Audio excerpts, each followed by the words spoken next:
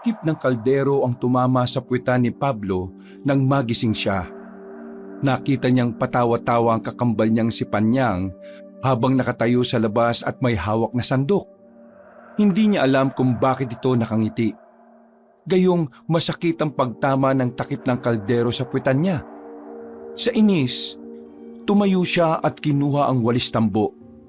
Ibabato na sana niya yun sa kapatid, pero pagdating niya sa bakuran, nakita niyang nasa gilid pala nakaupo si Mang Robin, ang matandang kaibigan ng kanilang mga magulang, at ang matandang albularyo na gumagabay sa kanilang magkapatid mula pa bata sila. Tila ito na rin ang pangalawa nilang magulang. Sige, subukan mong gumante. Nandito si Tatay Robin. Bumuntong hininga na lamang si Pablo at inilapag ang walis sa gilid. Lumapit ito sa matandang lalaki at tumupo sa tabi nito. Kayo talagang magkapatid. Ganyan ba talaga kayo maglampigan kapag wala ako? Eto naman kasi si Panyang eh. Laging nagsisimula. Hindi ka lang nakakaganti eh. Pag alis ni Tatay Robin mamaya, nako lagot ka talaga sa akin. Tama na yan. Baka mamaya magkasakitan pa kayo. Ay, siya nga pala.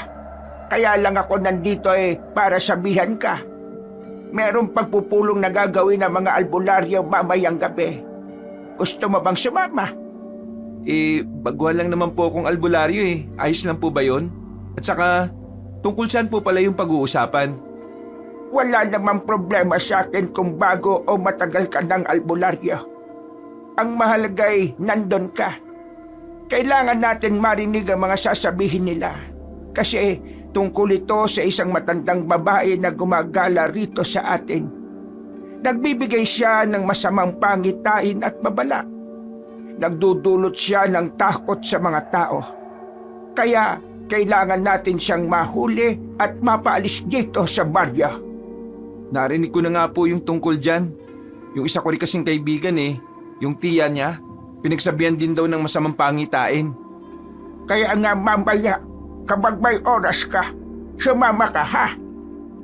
Sige po, Tatay Robin. Wala naman po akong pasyente ngayong araw kasi pahinga ko eh. Pwede po ba akong sumama dyan? Bakit? Albularyo ka ba? Di naman ah. Dito ka na lang sa bahay. Maglinis ka at maghanda ng pagkain. Para pagdating namin mamaya may makakain na agad kami. Wow! Kung makautos to, akala mo pinapasahod mo ako ah. Ay nako, gawin mo na lang no, para naman matuwa ako sa'yo. Dumila na lamang ang dalaga. Para talaga silang mga batang lagi na lang nag-aasaran. Pero kahit na ganito, hindi may kakaila ng dalawa na talagang mahal nila ang isa't isa. Matibay ang kanilang samahan. Ang problema ng isa, problema nilang dalawa. Ganun lang talaga sila makisama sa isa't isa. Medyo sakitan. Pero pagdating sa mga seryosong bagay, maaasahan nila ang isa't isa.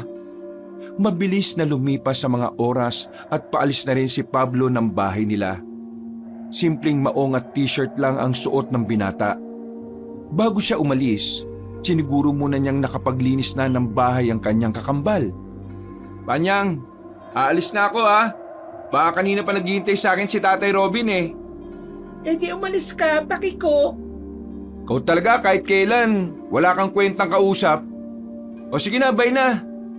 Lumabas na rin ang kanilang bakuran ng binata. Maya-maya pa ay naglakad na rin siya patungo sa terminal ng tricycle.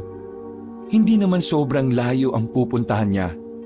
Kung tutuusin, pwedeng-pwede naman niya yung lakarin. Pero dahil nga nagmamadali siya, ay kailangan na niyang sumakay. Pagdating niya sa pagdadausan ng pagpupulong, nakita niya agad si Mang Robin. Sinenyasan siya nitong lumapit at tumabi sa kinauupuan ng matanda. Nagsisimula na po ba?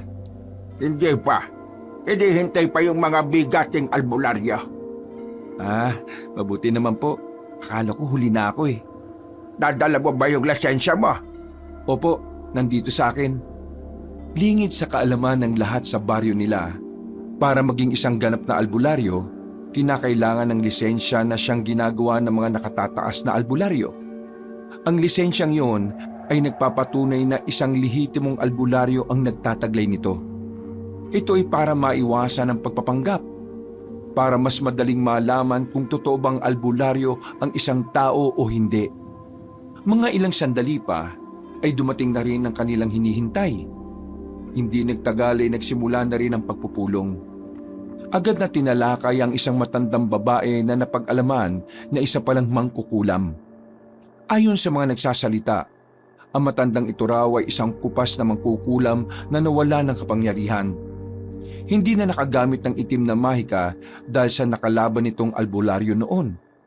Pero ngayon, muli itong gumagala para lituhin at takutin ang mga tao.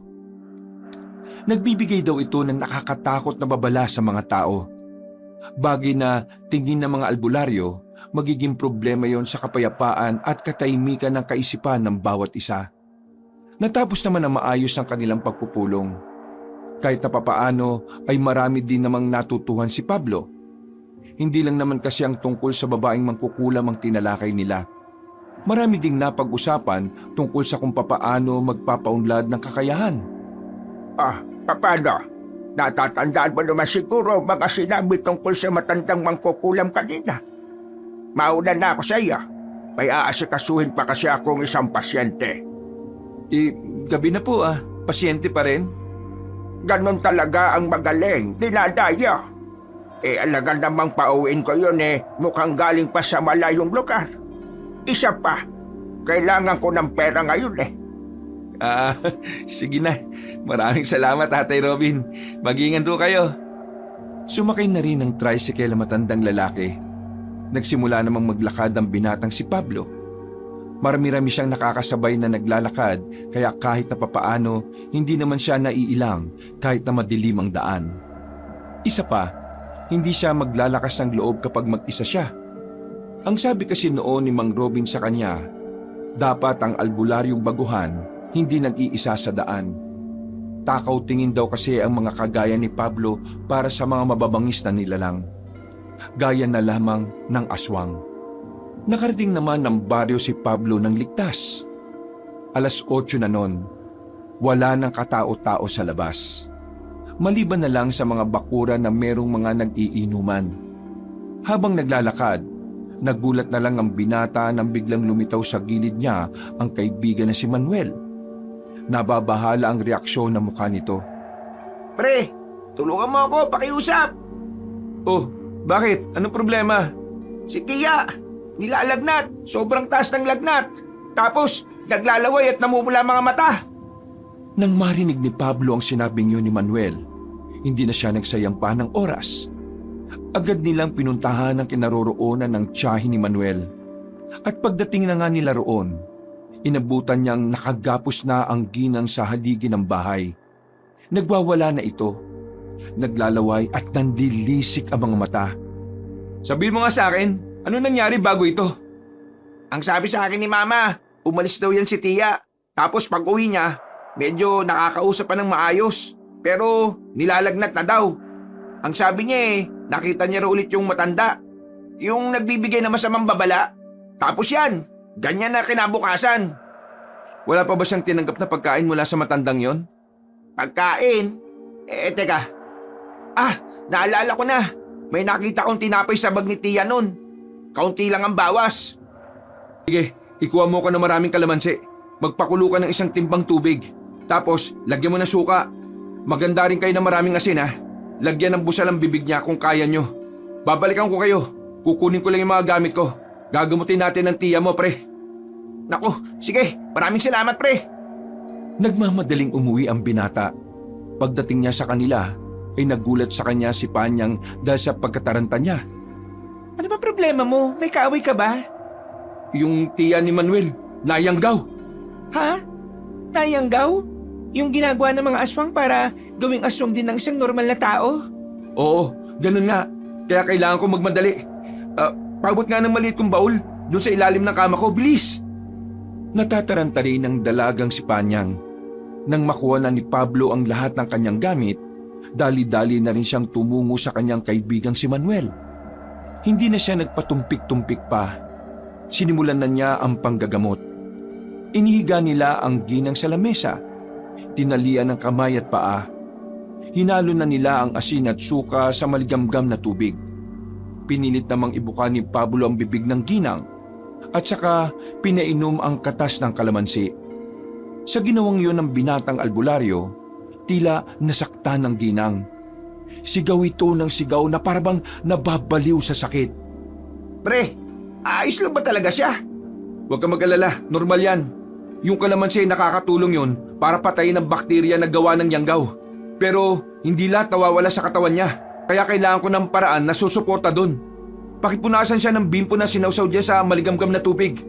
Habang nagriritual ako, huwag kayong gagawa ng kahit na anong ingay ha. Iwasan nyo rin na masanggi ako. Ituon nyo lang yung atensyon nyo sa ginang na yan. Hayaan nyo na lang ako at huwag nyo akong papansinin ha. Sinimulan na ni Pablo ang kanyang pagriritual. Noong mga sandaling yon, ginamit na niya ang kailan lang niya natutunan. Isang mabisang pangontra sa mga itim na salamangka o sa mga masasamang gawain ng mga aswang sa katawan ng isang tao. Habang sinasagawa niya ang ritual, umaagos ang dugo sa ilong ng binata.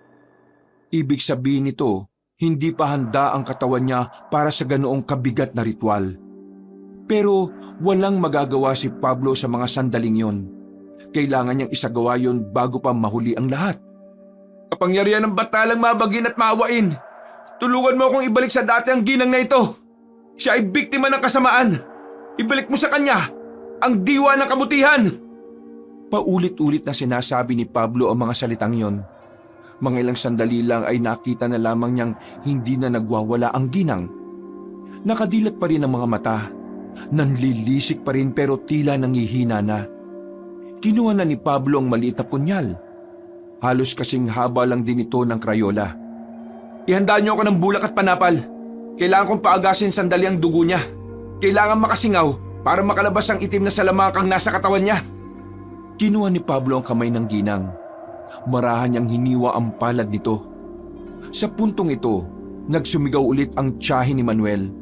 Pero kalaunan ay humihinahon na rin ulit. Tiningnan ni Pablo ang mga mata ng ginang. Nakita niyang bumalik sa dati ang mga mata nito. Nawala na rin ang mga ugat na umuumbok sa bandang sentido at sa leeg nito. Pre, anong nangyari? Ayos na siya. Nasa maayos na siyang kalagayan. Wala nang yanggaw sa katawan niya. Pati na rin ang itim na salamangka. Pre, maraming salamat. Uy! Pre, ayos ka lang ba? Nataranta si Manuel nang biglang nawala ng malay si Pablo. Kinaumagahan paggising ng binata, nakabalik na pala siya sa kanilang bahay. Naririnig niya sa labas si Manuel at Panyang na nagkukwentuhan. Habang si Mang Robby naman ay nasa gilid niya na nagkakape at nagbabasa ng dyaryo. Gising ka na pala. Kumusta ang pakiramdam mo? Ayos naman na. Medyo nahihilo lang. Ginamit mo kasi kagad yung pangontra sa yanggaw ng ritual, kaya nawalan ka ng malay. Hindi kinaya ng katawan mo. Wala kasi ako magagawa eh. Yun lang ang paraan para mailigtas ang tiyahin ni Manuel. Tama lang naman ang ginawa mo. Bayani ka sa parting yon. Pero sa susunod, pag-aralan mo ang iba pang paraan para hindi nalalagay ang buhay mo sa alanganin. Ay, siya nga pala. Nabanggit na sa akin ni Manuel ang tungkol sa nangyari sa tiyahin niya. Yung matandang mangkukulam na hinahanap nating lahat. May kakayahan din pala siyang mangyanggaw. Kailangang malaman ito ng buong samahan. Isang malaking banta ang kalaban na may kakayahang gawing aswang ang normal na tao.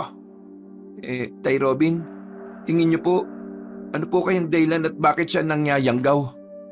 Kung hindi naman siya aswang at mangkukulam lang siya, isa lang naman ang nakikita kong dahilan. Galit siya sa mga albularyo at gusto niyang guluhin ang buhay nating lahat. Aswang ang gagamitin niya para sa panggugulo. Talagang kailangan na nating mahuli ang mga yan. Baka mamaya marami pa siyang mabiktima. Mamaya, pupunta ako sa kampo. Ipapaliwanag ko sa kanila ang nangyari. Nang sa ganon, maabisuhan ng mga tao na kahit na anong mangyari, huwag silang kakausap na matandang babae na hindi nila kilala. Mas mainam din na huwag nang tatanggap ng pagkain mula sa hindi nila kamag-anak. Pumasok sa loob si Manuel at agad naman itong lumapit sa kanila. Umupo ito sa gilid ng kama ni Pablo. Pre, maraming salamat nga pala sa ginawa mo para kay Tia ah. Maayos na siya ngayon. May malay na siya at nakakausap na rin namin. Walang anuman. Albularyo ako, pre. Trabaho ko yon. At isa pa, kaibigan naman kita eh. Hindi ko naman pwedeng hayaan na magkaganon ng tiyahin mo. May nasabi nga pala sa akin si Tia kanina. Tungkol saan? Bago siya magising kanina, nakita niya matandang babae sa panaginip niya. Sinasabi na matandang yun na meron daw sa baryong ito ang isinumpang maging aswang. Magiging aswang daw ang taong yun kapag ang buwan daw bilog at kulay dilaw. Isinumpang tao? Sino naman kaya yun? Huwag niyong isipin yan. Hindi dapat tayo nagtitiwala sa sinasabi ng matandang yan. Dahil mangkukulam siya at nakakagamit siya ng itim na salamangka. Hindi malabong may kakayahan din siyang makapasok sa panaginip ng mga tao. Maging sa panaginip, gusto niyang magdulot ng katatakutan sa lahat. Tama si Tatay Robin. Kaya sabihin mo na lang sa tiyahin mo na wag na lang niyang iniisip ang tungkol doon. Magpalakas na lang siya ulit. Alam kong nawalan siya ng lakas dahil sa pagpapalis ng yanggaw sa katawan niya. Makalipas ang ilang minuto, umalis na rin si Mang Robin at Manuel. Natira na lamang ang kambal noong mga sandaling yon. Magkaharap na sila sa pagkainan. Ayos ka na ba? Oo, ayos na ako. Pero kailangan ko pa rin talaga magpahinga. Ikaw, ayos ka lang ba? Napapansin ko parang kanina ka pa namumutla eh. Nakatulog ka ba kagabi? Parang sumama nga ang pakiramdam ko eh. Hindi ko alam kung bakit. Pasensya ka na. Mukhang napapagod ka yata rito sa gawaing bahay eh. Huwag kang mag-alala. Kapag gumaling na ako at nakabalik na ako sa pagtanggap ng pasyente, tutulungan na kita ulit. Hindi naman ako napapagod dito sa bahay. Paglilinis lang naman ang ginagawa ko eh. Pero kahapon lang, naramdaman ko na parang bumibigat ang pakiramdam ko. Tapos itong bato ko, minsan bigla na nang sumasakit. Oh, bakit? High blood ka ba? Kapag ba high blood, umiinit ang bato. Ha? Ganun kasi ang nararamdaman ko minsan. Tapos, alam mo ba, madalas din akong managinip ng mga nakakatakot. Partikular, mga aswang. Parang nila akong hinahabol. Bakit ngayon mo lang to sinabi sa akin? Pambihira ka naman, oh. Sasabihin ko na nga sana sa iyo kagabi ang kaso. May nangyari naman sa iyo. Ano pa ba yung iba mong nararamdaman? Wala na. Hindi ka ba nilalagnat? Naglalaway? Hindi naman ako kagaya ng tiyahin ni Manuel, no? Wala naman akong kinain na pagkain na galing sa ibang tao. Naniniguro lang tayo. Kasi alam mo ba, ang matandang pinag-uusapan namin ay nangyayanggaw yun. May kakayahan din siyang makapasok sa panaginip ng isang tao. Kumanghuntangon na lamang si Panyang. Nakikinig naman to kay Pablo. Mula kasi nang maging albularyo ang binata, malaki na ang tiwala sa kanya ng dalaga. Kumbaga, halos lahat na lang ng problema ni Panyang sa kanya na kinukonsulta. Kahit nga minsan may mga problema itong hindi naman konektado sa pagiging albularyo. Mamaya nga pala aalis ako ah. Saan ka na naman pupunta? Kay Bandong. Ano na naman bang problema ng isang yun? Magbabayad ako ng utang. Nakalimutan mo na bang pinuutang niya tayo nung nakaraang buwan? Pwede bang sumama? Sigurado ka bang gusto mong makita si Bandong? Oo naman. Bakit naman hindi? Tropa naman kaming dalawa. Mag-iisang buwan na rin kasi 'di ba na hindi natin siya nakikita? Ano naman? Wala lang. Ang weirdo mo. Kumain ka na nga lang. Dami pa kasing sinasabi eh. Ikaw kaya maraming sinasabi dyan. Akin na yung sapsap. Bigay sa akin ni Manuel yan eh. Ito. Kunin mo sa bibig ko. Bigla na lamang sinubo ng dalaga ang sapsap sa bibig nito. Napanganga na lamang si Pablo. Paborito kasi ng binata ang sapsap. At talagang hinintay niyang mabigyan siya ng kanyang kaibigan. Pero ang kanyang pagkasabik ay gumuho na lang bigla. At malungkot niyang pinagmasdan ng sapsap na unti-unting nadudurog sa bibig ni Panyang. Ay nako, huwag kang hihingi sa akin ng pera ah. Ikaw naman ang iyakin mo. O ito na kainin mo. Kinuha ni Panyang ang 4 na sapsap na nasa ilalim ng kanin nito. Napakamot na lamang sa ulo si Pablo. Tibay mo rin no. Kakakwento ko, di ko napapansin na may tinatago ka na pala dyan sa ilalim ng kanin mo. Parang di mo ako kilala. Pagdating sa pagkain, magaling ako magtago. Di ba nga, yung suman mo, 1 buwan bago mo nakita, balat na lang. Natawa na lamang ang dalaga at si Pablo. Ganon silang dalawa kung mag-usap. Para bang magbarkada lang. Pero sa ganoong paraan, mas lalong tumitibay ang kanilang samahan bilang magkapatid. Makalipas ang mga araw, naging maayos na rin ang pakiramdam ni Pablo. Balik pang gagamot na siya sa mga kabaryo nila. Mas naging abala pa dahil tumatanggap na rin siya ng pasyente mula sa ibang baryo. Dahil dito, halos wala ng pahinga ang binata. Hindi man lang siya makatayo sa kinauupuan niya dahil ang haba ng pila sa labas. Kung wala nga lang siyang limitasyon sa panggagamot, baka inabot na siya ng umaga. Dakong 5:00 ng hapon ay pinaalis na nila ang iba pang magpapagamot. Sinimulan na rin nila ang pagliligpit ng kanilang mga gamit. Gawin mo na kayang 3 araw ang pahinga mo sa panggagamot. Tingnan mo sarili mo. Mukha ka nang napapabayaan. Pumapayat ka na rin kasi wala ka ng oras kumain. Kaya ko pa naman Tsaka, ito lang naman ang pinagkakakitaan natin.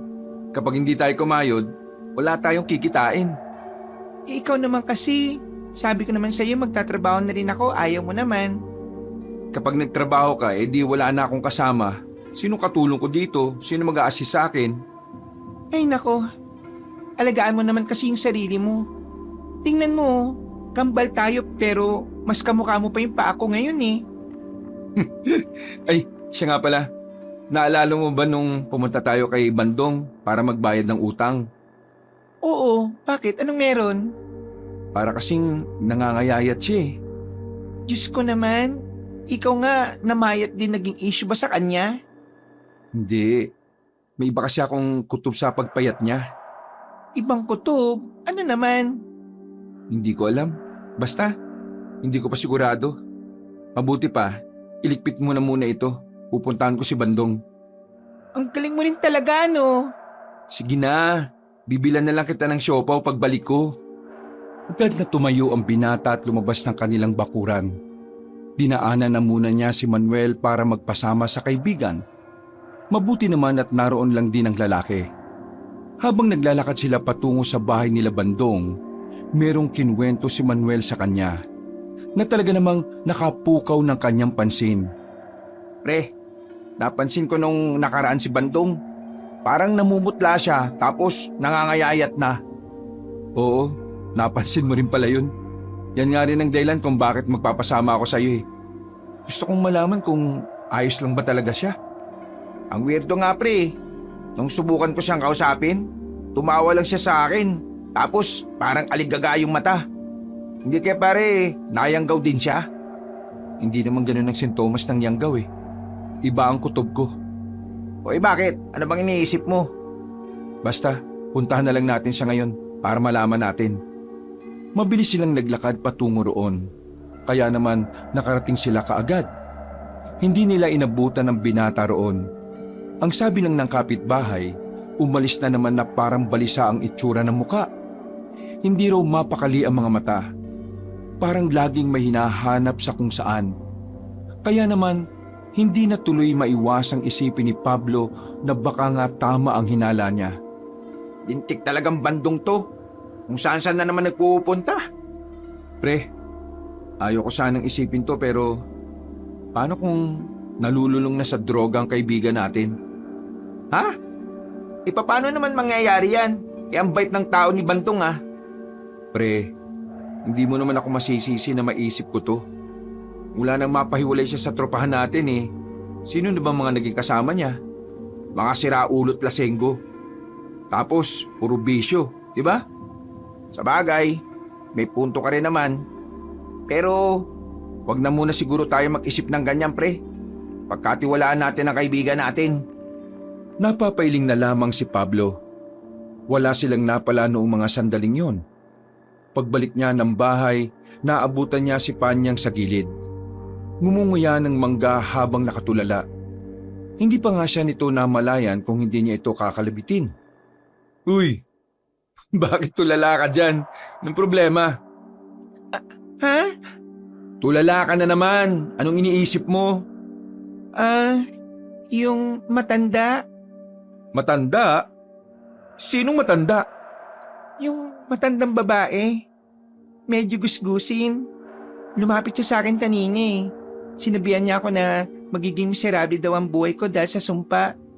Mabubuhay daw ang sumpa sa katauhan ko kapag binalot at nilamon daw ako ng galit. Anyang, may pinakain ba siya sa'yo? Nahawakan ka ba niya? Pinakain? Wala naman. Gusto niya akong hawakan pero lumayo ako sa kanya. Pagkatapos naman niya magsalita umalis na rin kagad siya. Tumatawa pa nga na parang nababaliw eh. Hindi mo dapat siya kinausap, Anyang eh. Ha? Bakit? Siya ba yung matandang sinasabi ni Tatay Robin? Oo, siya nga. Siya yung kupas na matandang mangkukulam. Hindi na siya nakakapangulam. Pero nagagamit pa rin niya yung itim na salamangka sa ibang paraan. Gaya ng yanggaw na nangyari sa tiyahin ni Manuel. Wala naman nangyari sa akin ah. Meron. Tingnan mo nga tulala ka kakaisip sa sinabi niya, di ba? Ginugulo niya ang isip ng mga tao. Nagsasabi siya ng mga bagay na wala namang katotohanan. Naisip ko lang din naman yun. Pero wala naman sa akin yung mga sinabi niya eh. Sumpa-sumpa. Ganda kong ito, sinumpa ko. Ano ba naman yun? Basta sa susunod na makita mo siya, wag na siyang kakausapin. Naintindihan mo ba ako? Oo na. Lahat na lang na matandang babae dito hindi ko kakausapin para sure. Basta seryoso ako Ako rin naman eh. Hindi ko lang kasi talaga namukaan. Kapag nagsasalita kasi siya, mas napapatingin ka sa bibig niya eh. Ginagamitan ka niya siguro ng hipnotismo. Buti na lang hindi ka nadala. Pero nakita mo ba siya kung saan siya dumaan? Hindi eh. Hindi ko nga rin alam kung saan siya nagpunta. Basta nung naglakad na siya palayo, parang nablangko na yung utak ko. Huminga na lamang ng malalim si Pablo. Nakaramdam siya ng kaunting pagkabahala para sa kanyang kapatid. Para sa proteksyon ng dalaga, meron siyang ipinasuot sa bewang nito na isang pangontra laban sa masasamang elemento. Isinuot naman yon ni Panyang. Kinabukasan, agad niyang isinumbong kay Mang Robin ang nangyari. Inilapit na rin naman nila ang bagay na yon sa mga mas nakatataas.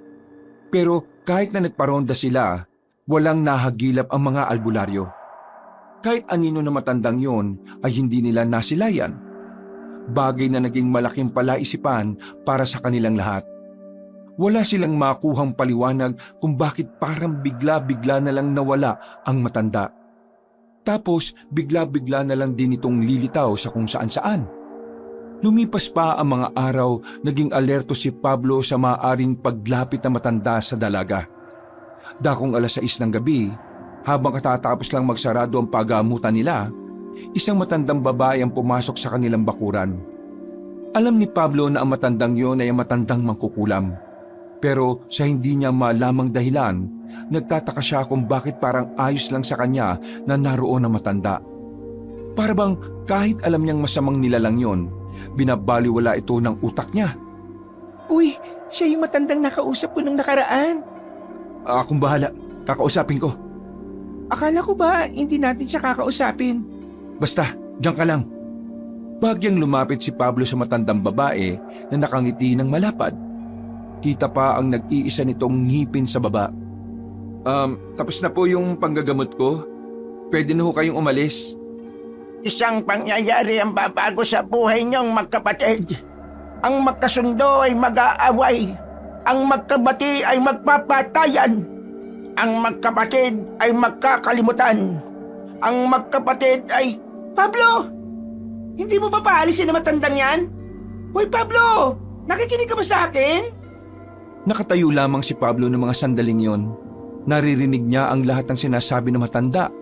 Pero wala siyang naging tugon doon. Tila ba hinahayaan na lamang nito ang lahat ng bibigkasin na matanda sa kanila. Tuluyan na siyang nahipnotismo na matandang babae. Ikaw, iha, ihanda mo ang sarili mo. dahil malapit nang magbago ang takbo ng iyong buhay.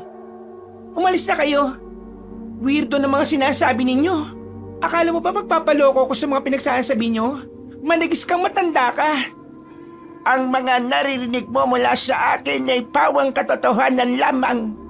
Dapat nga ay magpasalamat ka sa akin dahil binibigyan kita ng ideya sa magiging kapalaran mo. Iha, ikaw ang sasalo ng sumpa ng angkan ko sa angkan ninyo. Tama! Ikaw ang sasalo! Ikaw ang magdurusa dahil sa pagiging makasarili ng iyong angkan. Ikaw ang magiging kawawa. Ikaw ang magiging masama. Ikaw ang magiging dahilan kung bakit ang baryong ito ay tatakasan ng katahimikan. Kung bakit ang kapayapaan ay hindi nyo na masisilayan. Nakaramdam na ng kaba ang babae sa mga sandaling yon. Hindi na rin niya alam kung papaano ibabalik sa katinuan si Pablo. Kahit kasi anong gawin niyang kurot sa tagiliran nito ay walang talab. Mabuti na lamang ay biglang dumating si Mang Robin. Sa isang iglap naman nawala na ang matandang babae. Wala yung iniwang bakas. Nakita agad ni Mang Robin na parang nakatulala si Pablo.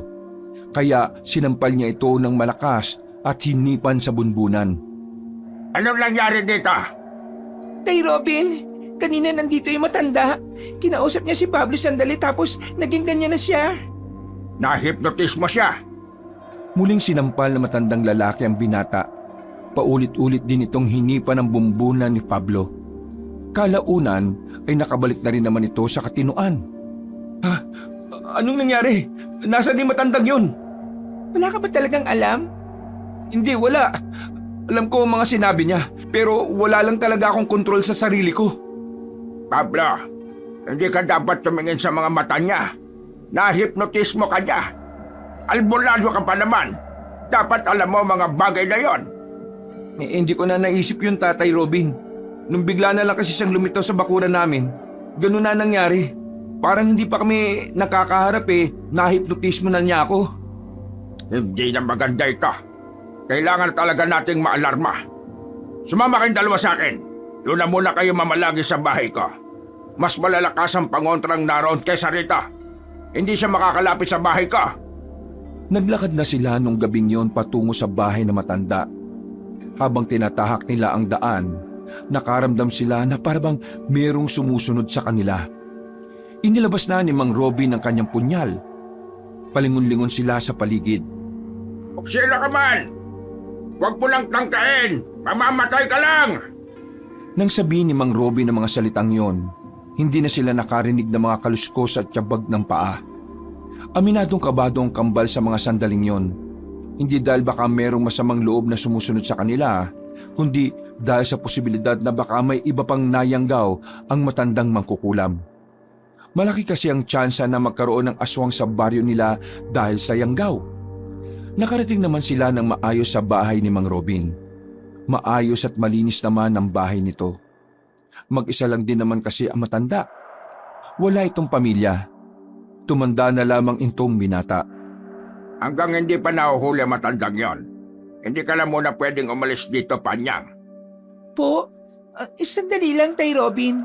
Bakit ako lang? Siya. Mas delikado ang buhay mo kasi wala kang alam sa mga nangyayari. Baka mamaya mabiktima ka ng matanda. Sumunod ka na lang kay Tatay Robin. Ayaw mo naman sigurong mayanggaw ka ng matandang yun, di ba? Oo na. Ano pa ba magagawa ko? Huminga na lamang ng malalim si Panyang. Maya-maya lang din ay nakapagpahinga na rin ito. Habang si Mang Robin at Pablo ay nanatiling gising. Hindi makatulog ang dalawa sa dami ng nangyayari. Pinag-usapan lang nila ang mga bagay na maaaring makatulong sa pagdakip sa matanda. Kapag hindi natin nahuli matanda, baka tuluyang umusbong ang aswang dito sa atin. Base pa naman sa pagkakaobserba ko sa tiyahin ni Manuel mabangis ang aswang na magiging biktima ng yanggaw. Naabisuan naman na natin ang ibang tao. Pero sana, lahat sila ay hindi maging tanga para wala nang mabiktima pa ng yanggaw. Kasi kung magkataon malaking problema ito. Napapailing na lamang si Pablo. Bigla niyang inisip ang kanyang kapatid. Naiisip niya pa lang na mabibiktima si Panyang at magiging aswang, parang hindi na niya ito kakayanin. Hindi niya kasi kayang sakta ng babae kahit na maging aswang ito. Pero sa patakaran kasi ng mga albularyo, lahat ng kampo ng kadiliman ay marapat lang napaslangin. Yun ang bagay na ayaw mangyari ni Pablo. Kaya hanggat maaari, ilalayo niya si Panyang sa kahit na anumang posibilidad na mayanggaw ito. Kinabukasan, nagpaalam si Mang Robin at Pablo sa dalaga. Kailangan kasi nilang umalis na muna para pumunta sa pagpupulong. Sa kanilang paglalakad, bigla na lamang nilang nakasalubong ang binatang si Bandong. Wala itong tsinelas, payat na rin, humpak ang pisngi at dilat ang mga mata. Unang tingin pa lamang nila, alam na kagad nilang lulong ito sa ipinagbabawal na gamot. Kahit na ganoon, nag-alala pa rin si Pablo. Hintuan niya ang kaibigan at pinilit kausapin. Bandong, ano ba nangyari sa'yo? Bakit ka nagkakaganyan? Marahang lumingon si Bandong sa kanila at saka tumawa ng malakas. Nakakaloko ang tawa nito.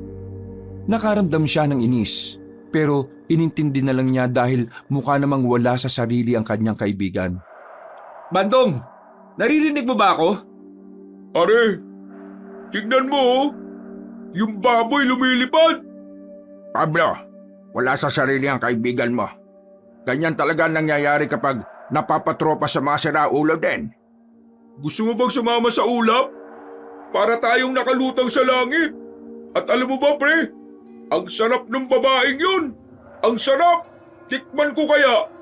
Pero mas masarap sa ulap eh. Hihiga ako sa ulap. Kasama ko mga anghel. Nung nakaraan, ayos ka pa pre ah. Pambira ka naman oh. Ayos? Papaayos ka ng sasakyan? Sige, aayusin ko. Aayusin ko kahit walang sira. Gusto mo sirahin ko pa para maayos eh, no? Ay, Bandong, magparehab ka na kung gusto mo mabuhay ng matagal. Rehab? Diyos, gawa-gawa lang ng tao yan. Hindi totoo rehab.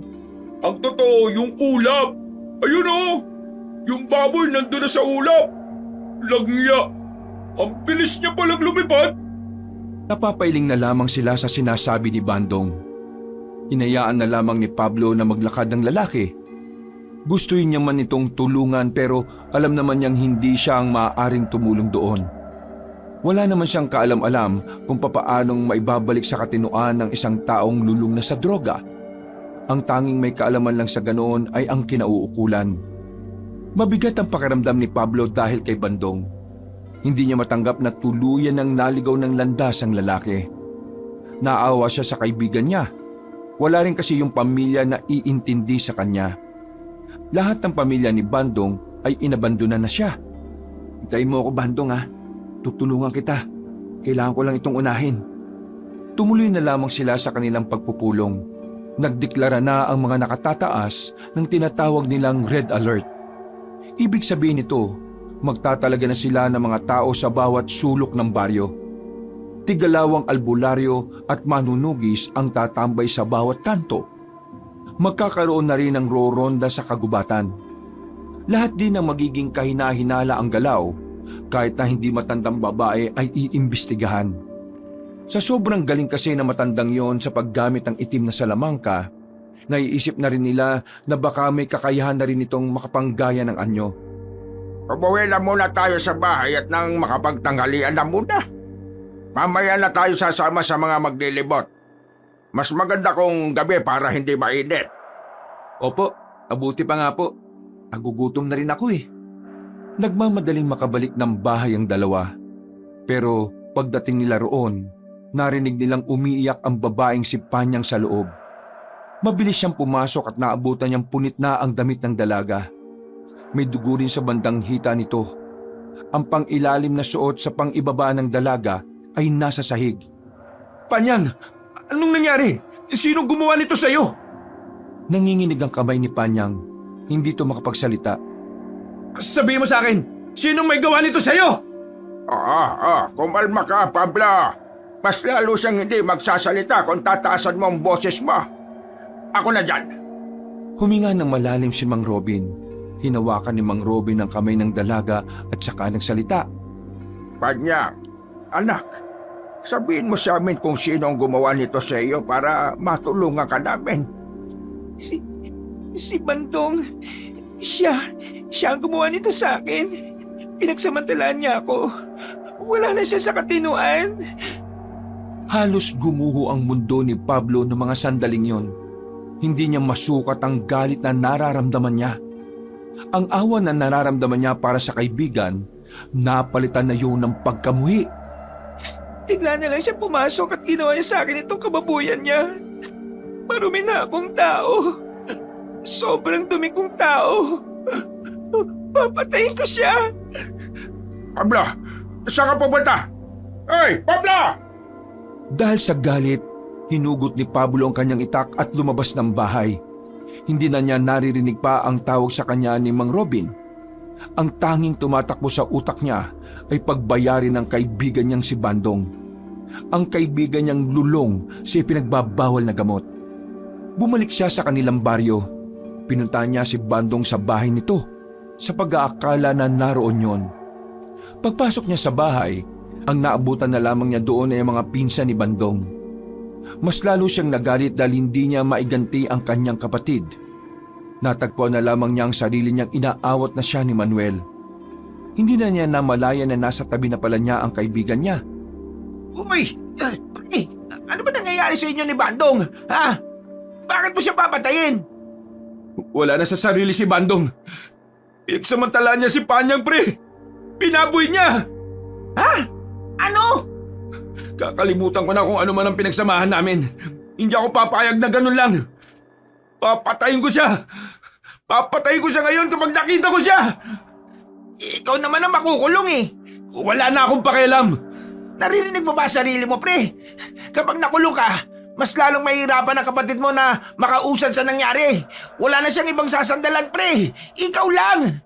Ano ba? Tinapik ni Manuel ng malakas ang dibdib ni Pablo. Maya-maya lang din ay medyo kumalman na rin ang kalooban ng binata. Pero hindi pa rin nawawala ang galit nito. Pre, huwag kang padalos-dalos. Isipin mo rin ang kapatid mo. Bumuntong hininga na lamang si Pablo. Napagtanto niya na tama si Manuel. Mas lalo lang lalala ang sitwasyon kapag nakagawa siya ng maling desisyon. Ilalapit natin sa batas ang nangyari, pre. Sila na ang bahalang pagbayaran si Bandong. Nung mga sandaling yon, binalikan na lamang niya si Panyang. Maghapon na tulala ang dalaga. Hanggang sa gumabi, hindi pa rin ito nagsasalita. Umiiyak lang ito habang nakatingin sa malayo. Hindi maiwasan ni Pablo na magalit. Lalo na kapag nakikita niyang nahihirapan na ang kanyang kapatid. Pablo, ikaw na munang bahala sa kapatid mo, ha? Magpapahinga lang ako. Gisigit mo na lang ako sa taas kapag kailangan mo ng tulong ko. Sige po, Tatay Robin. Maraming salamat po. Tinapik siya ng matanda sa balikat. Naglakad na rin ang matanda paakyat ng hagdanan. Mga ilang sandali lang nahiga na rin si Panyang sa sala. Hinayaan na lamang niya yun doon. Habang siya naman ay nakaupo lang sa harapan ng pintuan. Buhay na buhay ang diwang nagbabantay. Sa kalagitnaan ng kanyang pagmumuni-muni, bigla na lamang niyang narinig ang tinig ng matanda. Hindi niya alam kung saan nagmumula ang boses na yon. Pero parang ibinubulong lamang sa kanya. Bubuhay na ang sumpa ng kapatid mo dahil sa galit at buot na kanyang nararamdaman. Muling magiging aktibo ang sumpa. Ang sumpa na inakala ng mga ninuno mo na matitigil na. Pero nagkakamali sila. Ang sumpa ay matitigil lang kapag napatay nyo na ang huling miyembro ng angkan namin. At ako yon! Umungo na si Pablo sa bakuran. Inilabas na niya ang itim na rosary. Isinuot niya yun para gawing pangontra sa maaaring pag-atake na matanda. Nasaan ka? Magpakita ka! Wala siyang marinig na kahit na anong tugon. Tanging ang paghagikik lang ng matanda ang naririnig niya. Hanggang sa makalipas ang 1 minuto, tuluyan nang nawala ang tinig ng misteryosong matanda. Aminadong kinabahan ng binata, pero mas kinakabahan siya sa sinasabi nito sa kanya. Napatingin siya kay Panyang na masarap na ang tulog. Bigla na lang niyang naisip ang tungkol sa sumpa. Pero maya-maya lang, naalarma na lang si Pablo nang makitang sumigaw ng malakas ang kanyang kapatid. Dahil dito ay nagising na rin na matandang si Robin. Agad nilang nilapitan ng dalaga. Dinadaing nito ang sakit ng batok. Nang tingnan nila ang batok ng babae, nakita nila na nangingitim na yon. Meron na ring ugat na umuumbok doon. Panyang, anong problema? Papatayin ko siya! Papatayin ko si Bandong! Hindi ko siya mapapatawad! Lalapit na sana si Pablo sa kanyang kapatid, pero bigla na lang itong nangisay. Naririnig nila ang pagtunugan ng buto nito. Nakita na rin nila ang pagiging itim ng mga mata nito. Humaba rin ang kuko nito at naglalabas na rin ng nakakatakot na boses. Hindi pa rin pala napuputol ang sumpa! Panyang! Tulungan mo ako! Itatali natin siya habang hindi pa siya tuluyang nagiging aswang! Nagiging ano? Mamaya ka na magtanong! Tumulong ka na muna sa akin! Agad na kinuha ni Pablo ang makapal na lubid sa likod bahay. Pinagtulungan nilang itali sa haligi ang dalagang si Panyang. Nang maitali na nila yon, ay saktong tuluyan na itong naging aswang. Tay Robin, sabi mo sa akin, anong ibig sabihin nito? Ano yung sinasabi mong hindi pa rin nawawala ang sumpa? May kinalaman ba to sa sumpa na sinasabi ng matandang babae? Huminga ng malalim ang matandang si Robin. Palagay niya, ito na rin ang tamang panahon para ipaalam kay Pablo ang katotohanan. Tatanggapin ko kung magagalit ka sa akin. Pero inilihim ko sa inyo ito dahil yun ang habilin sa akin ng inyong ama bago siya mawala. Ligid sa kaalaman ninyo, ang angkan ng iyong ama ay merong nakalaban na angkan ng mga mangkukulam noon. Nagawa niyang talunin ang mga mangkukulam. Pero bago mawala ang mga yon, ay nag-iwan ito ng sumpa. Nung una isa sa mga kamag-anak mo na babae ang tinablan ng sumpa. Hanggang sa napasa na ng napasa sa mga anak na babae. Lahat sila ay naging aswang. Yung kasi ang sumpa ng mga mangkukulam. Pero nakagawa ng paraan ng lolo at lola mo at nagawa nilang pigilan ng sumpa. Pinatay nila ang mga natitirang miyembro ng angkan ng mga mangkukulam. At pagmula doon, hindi na muli pang natuloy ang sumpa. Pero ngayon, mukhang ang matandang nakakausap mo ay ang uling miyembro ng angkan ng mga mangkukulam. Dahilan para muling magpatuloy ang sumpa. Mawawala lamang ang pagiging aswang ni Panyang kapag nawala na rin ang matandang yon. Ang bira naman oh. Bakit ngayon nyo lang sinabi sa akin to? Sana noon pa, para kahit na papano may magagawa ko para pigilan ito. Sinunod ko lang din naman ang habilin ng mga magulang mo. Kung ako lang ang tatanungin matagal ko nang gustong sabihin sa iyo. Pero naisip ko rin, kung noon ko pa sinabi, mapapadali ang pagiging aswang ni Panyang. Dahil alam ko na kapag nalaman mo ng maagang tungkol dito, hahanapin mo ang mangkukulam. At kapag nagtagpo kayong dalawa, mas madali nang mangyayari ang sumpa. Wala na bang ibang paraan para makabalik siya sa dati? Wala na.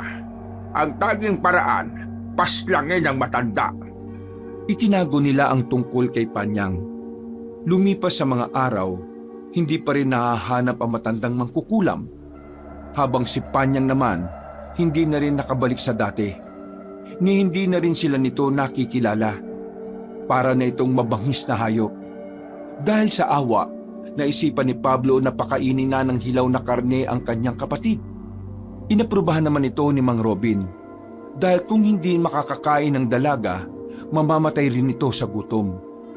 Gutom na gutom si Panyang. Isang buong manok ang kinain nito. Hindi pa tumatagal ng 5 minuto, naubos na ang manok. Tila nagkaroon naman ng pag-asa ang dalawa nang makita nilang bumalik na sa normal ang mga mata ng dalaga. Panyang, naririnig mo na ba kami? Bakit ako nakatali? Nagkatinginan si Pablo at Mang Robin. Ipapaliwanag na sana ni Pablo ang mga nangyari pero nagulat sila sa inasal ni Panyang. Walan niyo ako dito! Papatayin ko si Bandong! Hindi pwedeng kumalagala siya na malaya habang ako nagdurusa sa ginawa niya. Papatayin ko siya! Wala makakapigil sa akin ngayon. Hindi na ako pangkaraniwang nilalang. Alam mo na kung ano ka? Naririnig ko ang boses niya. Sinasabi niya sa akin ang lahat ng hindi niya sinasabi sa akin. Isa akong aswang. Dahil ako ang sumalo ng sumpa ng punyetang angka na ito. Ako ang nagdurusa. Pero hindi ako papayag na pagdusahan ko ang pagiging aswang na ito. Dahil gagawin ko ang lahat para mapas lang ang matandang yon. Lalong-lalo nang sinaulong si Bandong. Panyang, makinig ka. Kahit na naging aswang ka, pwede ka pa rin maging mabuti. Huwag mong gamitin yan sa kasamaan. Pwede pa rin maging mabuti. Naririnig mo ba ang sarili mo, Pablo? Magiging mabuti ako sa taong lumapastangan sa pagkababae ko. Naririnig mo ba ang sinasabi mo? Palibhasa, hindi kayo nakakaramdam. Hindi kayo nakaramdam na parang hinubaran pati ang katauhan ko. Wala kayong pakialam sa gusto kong gawin.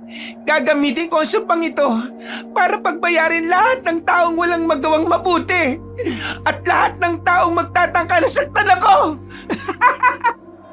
Nawindang si Pablo sa kanyang nasasaksihan. Hindi niya inakala na magiging ganun na ang kanyang kapatid.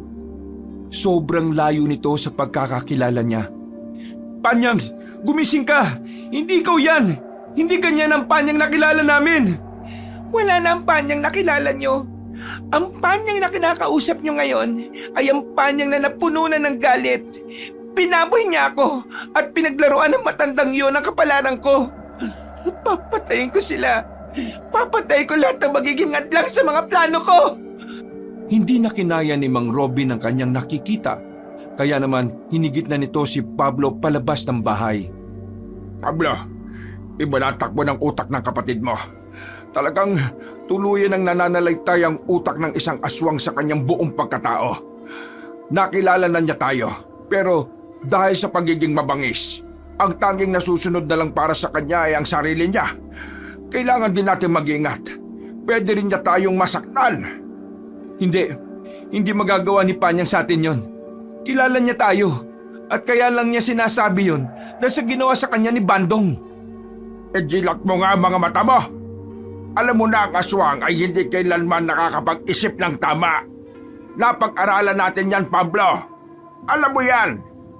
Kaya si Panyang, hindi natuwid ang kaisipan niyan. Isa lang ang alam kong dapat natin gawin. Patayin ang mangkukulam para mawala na rin ang pagiging aswang ng kapatid mo. Napabuntong hininga na lamang ang binata. May punto naman si Mang Robin kaya hindi na niya ito kinontra pa. Makalipas ang ilang oras, nanatili pa rin sa loob ng bahay si Panyang. Hindi nila yon magawang pakawalan kahit na nakakausap na nila ito. Batid nilang kapag nakalaya si Panyang, katapusan na ni Bandong. Kahit na masama ang ginawa ni Bandong, iniisip pa rin nila ang kapakanan ng dalaga. Sa oras kasi na makalabas ito ng bahay na yon, magiging mahirap ang buhay ni Panyang sa kamay ng mga albularyo. Dakong 8:00 ng gabi, nakatulog na si Mang Robin at Pablo. Kampante naman silang hindi makakatakas si Panyang dahil mahigpit ang pagkakagapos nila. Makapal din ang lubid nito. Pero dakong mga bandang 12:00 ng gabi, naggulat sila sa malakas na kalabog. Binagsak ang gate ng bakuran nila. Dahil yari sa yero yon, agad nilang narinig at agad din naman silang napabangon. Pagtingin nila sa pinagtatalian ng dalaga, wala na roon si Panyang. Naalarma sila at dali-daling lumabas at nanlalaki ang kanilang mga mata nang makita ang dalagang nasa bakuran. Bitbit ang ulo ng isang lalaki. Umaagos pa ang dugo nito. Duguan din ang bibig ng babae at meron pang nginunguya. Ha? Panyang! Wala na ang kaibigan nating manyakis. Wala na si Bandong. Pinaranas ko na sa kanya ang impyerno. At ang sarap pala ng laman ng tao. Ang sarap ng bituka ni Bandong kahit na parang amoy droga. Abla, ihanda mo ang sarili mo. Napatingin si Panyang kay Mang Robin. Nagsalubong ang kilay nito at hinampas sa gilid ang ulo ni Bandong. Ihanda ang sarili? Bakit? Kakalabanin niyo ba akong dalawa? Iha, alam kong nakikilala mo pa kami. Kaya alam mo na gagawin lang namin ang tama. sakaling may gawin kang mali.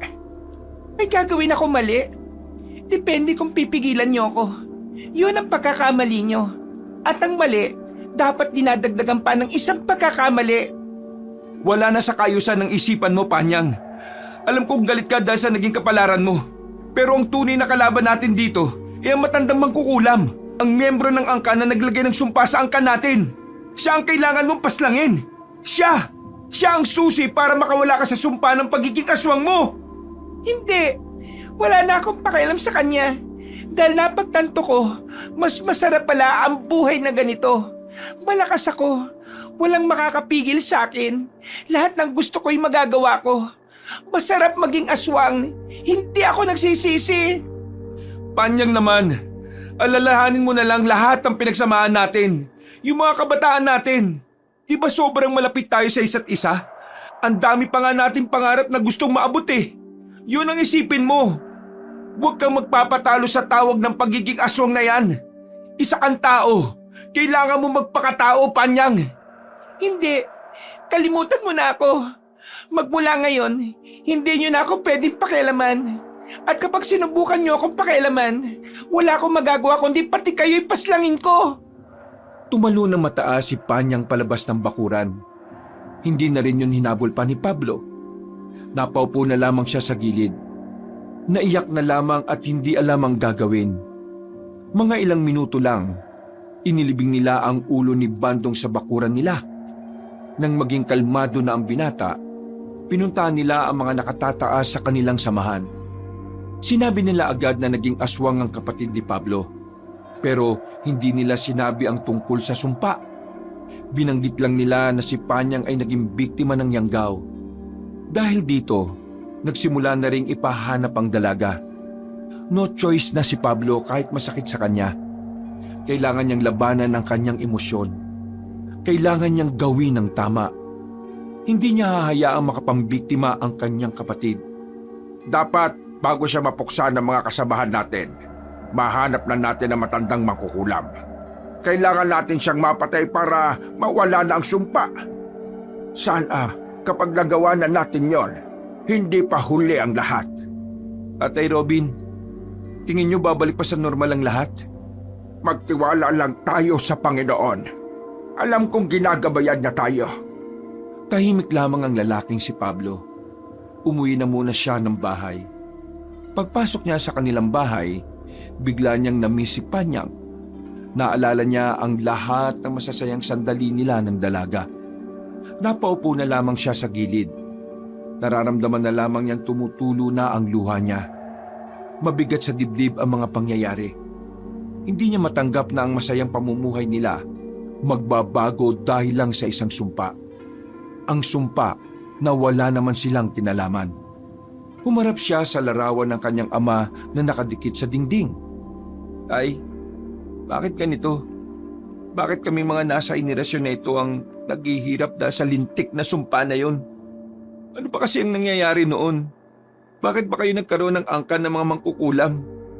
Tingnan niyo oh, ang walang kamalay-malay na si Panyang. Isa ng aswang.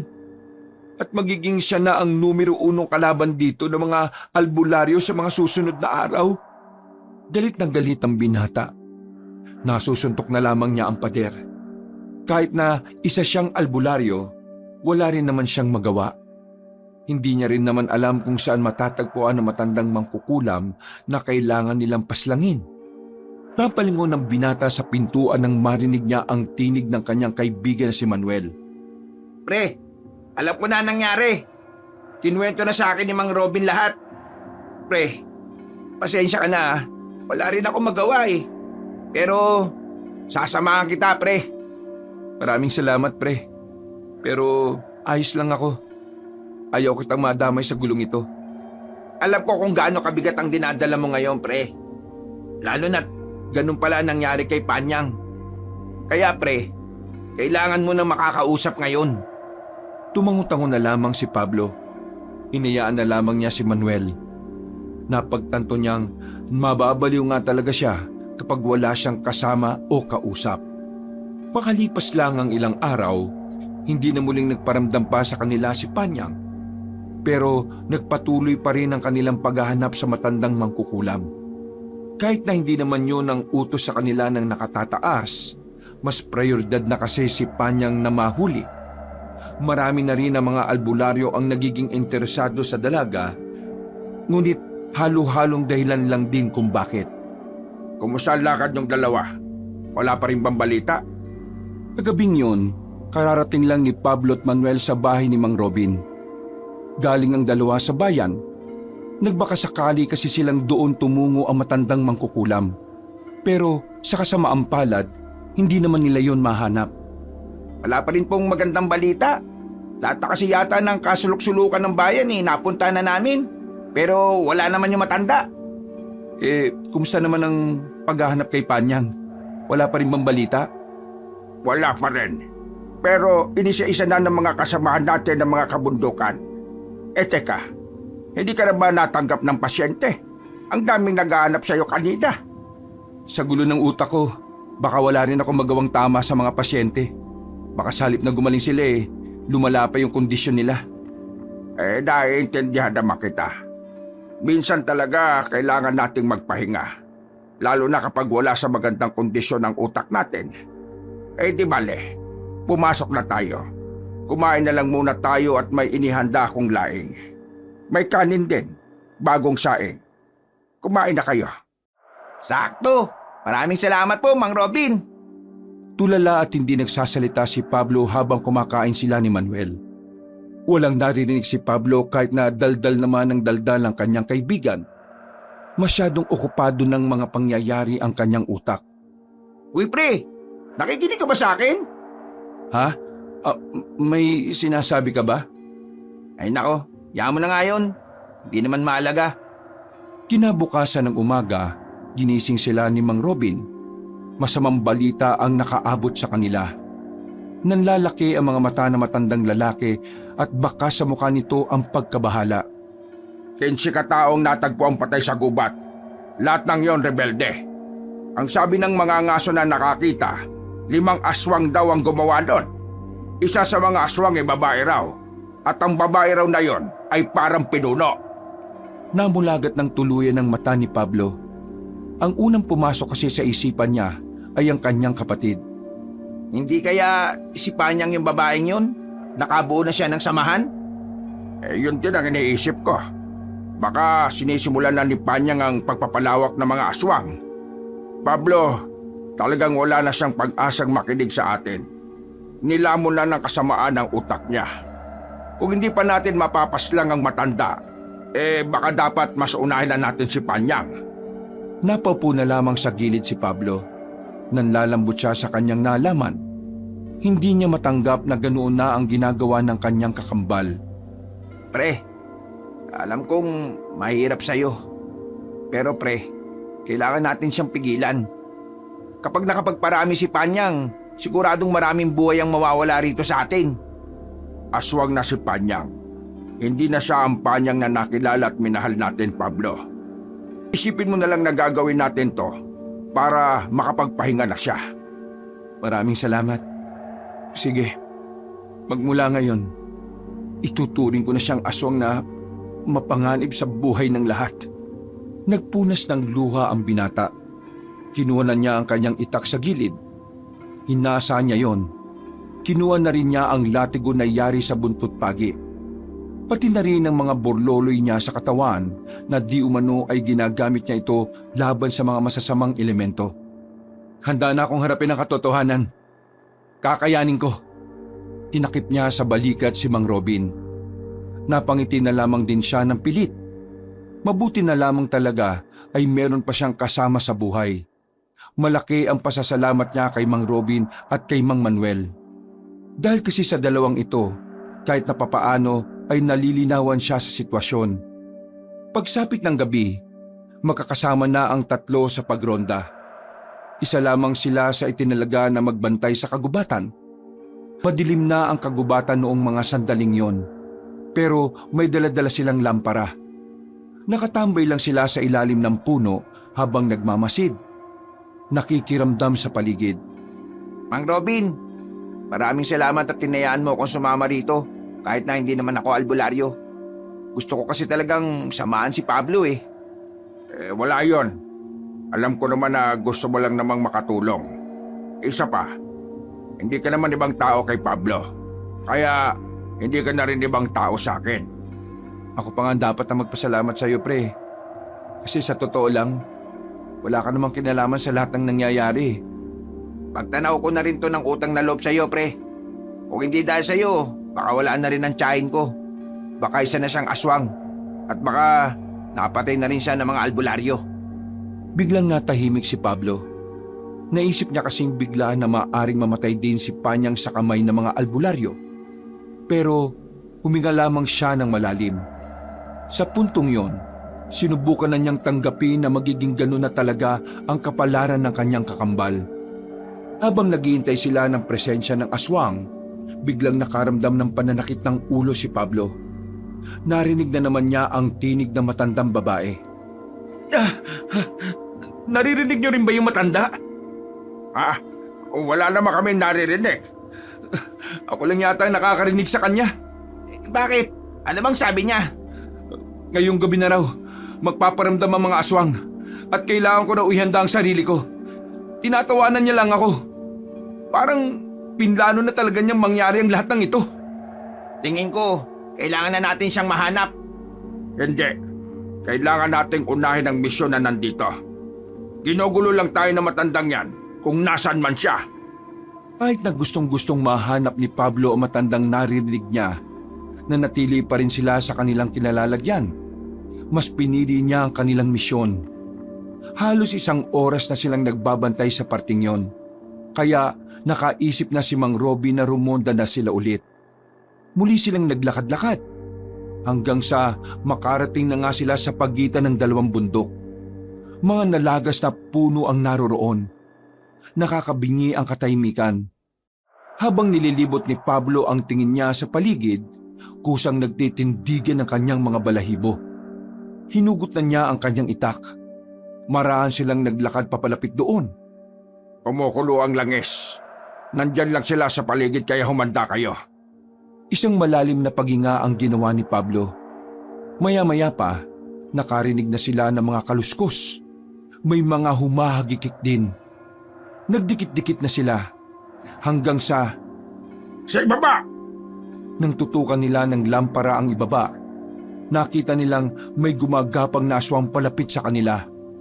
Ang isa ay nasa harapan ni Mang Robin, pero ang isa naman ay nasa harapan ni Manuel.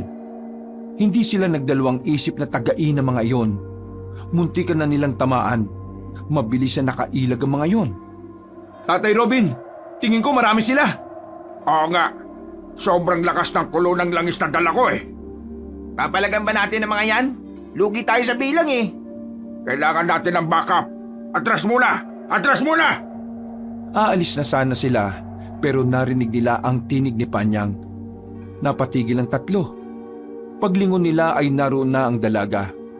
Iba na ang suot nito. Nakasuot na ito ng mahaba at kulay pula na kasuotan. Pero mahahalata ang pagiging aswang nito dahil sa haba at talim na mga kuko nito. Maligayang pakikitang muli, kapatid. Panyang, itigil mo na kung ano man ang binabalak mo. Binabalak? Sino may sabing meron akong binabalak? Nakausap ko matandang mangkukulam. Sinabi niya sa akin na ngayong gabi, aatake kayo sa mga baryo. At naniwala ka naman doon? Naniwala ka sa isang nilalang na alam mong hindi naman mapagkakatiwalaan? Paano kung sinabi ko sa iyong hindi totoong sinasabi niya? Maniniwala ka rin ba sa akin? Hindi nakapagsalita si Pablo. Sa puntong ito kasi, parang nahihirapan na rin siyang pagkatiwalaan si Panyang. Alam niya kasing hindi na utak ng tao ang ginagamit nito, kundi utak na ng isang mabangis na halimaw. Hindi mo sinagot, kaya iisipin kong ang sagot mo ay hindi. Pero ito na nga sasabihin ko sa inyo. Huling paalala ko na rin ito sa inyo. Sa oras na makialam kayo, hindi ko na kayo bubuhayin pa. Wala akong pakialam kung ano man ang naging samahan natin noon. Aswang na ako ngayon. Reyna ng mga aswang. At kayo, mga pangkaraniwang tao lang kayo sa paningin ko. Hindi ka na ba talaga babalik sa dati? Huwag ka nang umasa. Dahil ito na ang buhay na gusto kong tahakin. Mga kasama, halika na. Wala tayong mapapala dito. Pablo, tandaan nyo ang mga sinabi ko. Hindi na ako magdadalawang isip na paslangin kayo sa susunod na umadlang kayo sa mga gusto kong gawin. Mabilis na gumapang pali sa mga aswang. Napabuntungin nga na lamang ang binata. Tama lang ang ginawa natin. Hindi na naman natin sila kakayanin eh. Huwag na lamang natin ipaalam sa iba na nakaharap na natin ng mga aswang. Baka sabihin pa nila na pinakawalan pa natin sila. Tumango si Pablo bilang tugon. Mabilis nilang nilisan ng kagubatan. Bumalik na lamang sila sa kampo nila at saka inulat na wala silang mga nakaengkwentrong aswang. Matapos noon, tumambay na muna sila sa bahay ni Mang Robin. Habang nagkakape, napatingin sila sa direksyon kung saan inilibing nila ang ulo ni Bandong. Magkahalong emosyon ang nararamdaman nila noong mga sandaling yon. Hindi niya maiwasang sisihin ang kaibigan niya. Kung hindi kasi pinagsamantalahan ni Bandong si Panyang, hindi na naman uusbong ang galit ng dalaga at kung hindi umusbong ang galit nito, hindi din sana magiging aktibo ang sumpa sa katawan ni Panyang. Ayon kasi sa matandang mangkukulam, ang sumpa ay nabubuhay sa mga negatibong emosyon gaya ng galit, inggit at pagkamuhi. Pre, malamig na yata kape mo. Busin mo na. Pre, masama ba akong tao kung kakamuhian ko si Bandong? Kahit na naging mabuti naman siya sa akin dati. Kung kakamuhian mo yung kaibigan natin, at tanggap-tanggap naman kung bakit. Nakagawa si Bandong ng mabigat na kasalanan sa kapatid mo eh. At nangyari yon dahil pinabayaan ni Bandong ang sarili niya. Kasalanan niya sa sarili niya na naging lulong siya. At dahil sa kasalanan niya sa sarili niya, nagkasala tuloy siya sa ibang tao. Pre, walang masama sa nararamdaman mo. Ang masama lang sa nangyari, inatay ni Panyang si Bandong. Kumbaga pre, inilagay niya sa kamay niya yung batas. Oo, naiintindihan ko mga sinasabi mo, pre. Tama ka naman eh. Hindi dapat inilagay ni Panyang ang batas sa kamay niya. Pero kahit ako, wala na rin akong nagawa eh. Hindi na si Panyang ang nakikita at nakakausap natin. Siguro, kailangan ko na rin tanggapin ang katotohanan.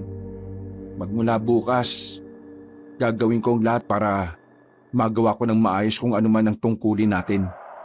Susubukan kong tanggapin na ang Panyang na nakilala ko ay matagal nang wala sa mundong ito. Tinapik-tapik na lamang ni Manuel ang kanyang balikat. Matapos ang pag-uusap na yon, ay pumasok na lamang sila sa loob. Humiga na sila para makapagpahinga.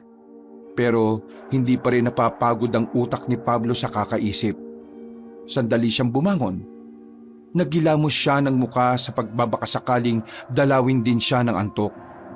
Nagsibak-sibak na rin siya ng kahoy. Pinagod niya ang katawan niya pero kahit na anong gawin niya, gising na gising ang diwa niya. Hindi na yon dahil sa kape. Dahil na yon sa mga naglalaro sa kanyang isipan.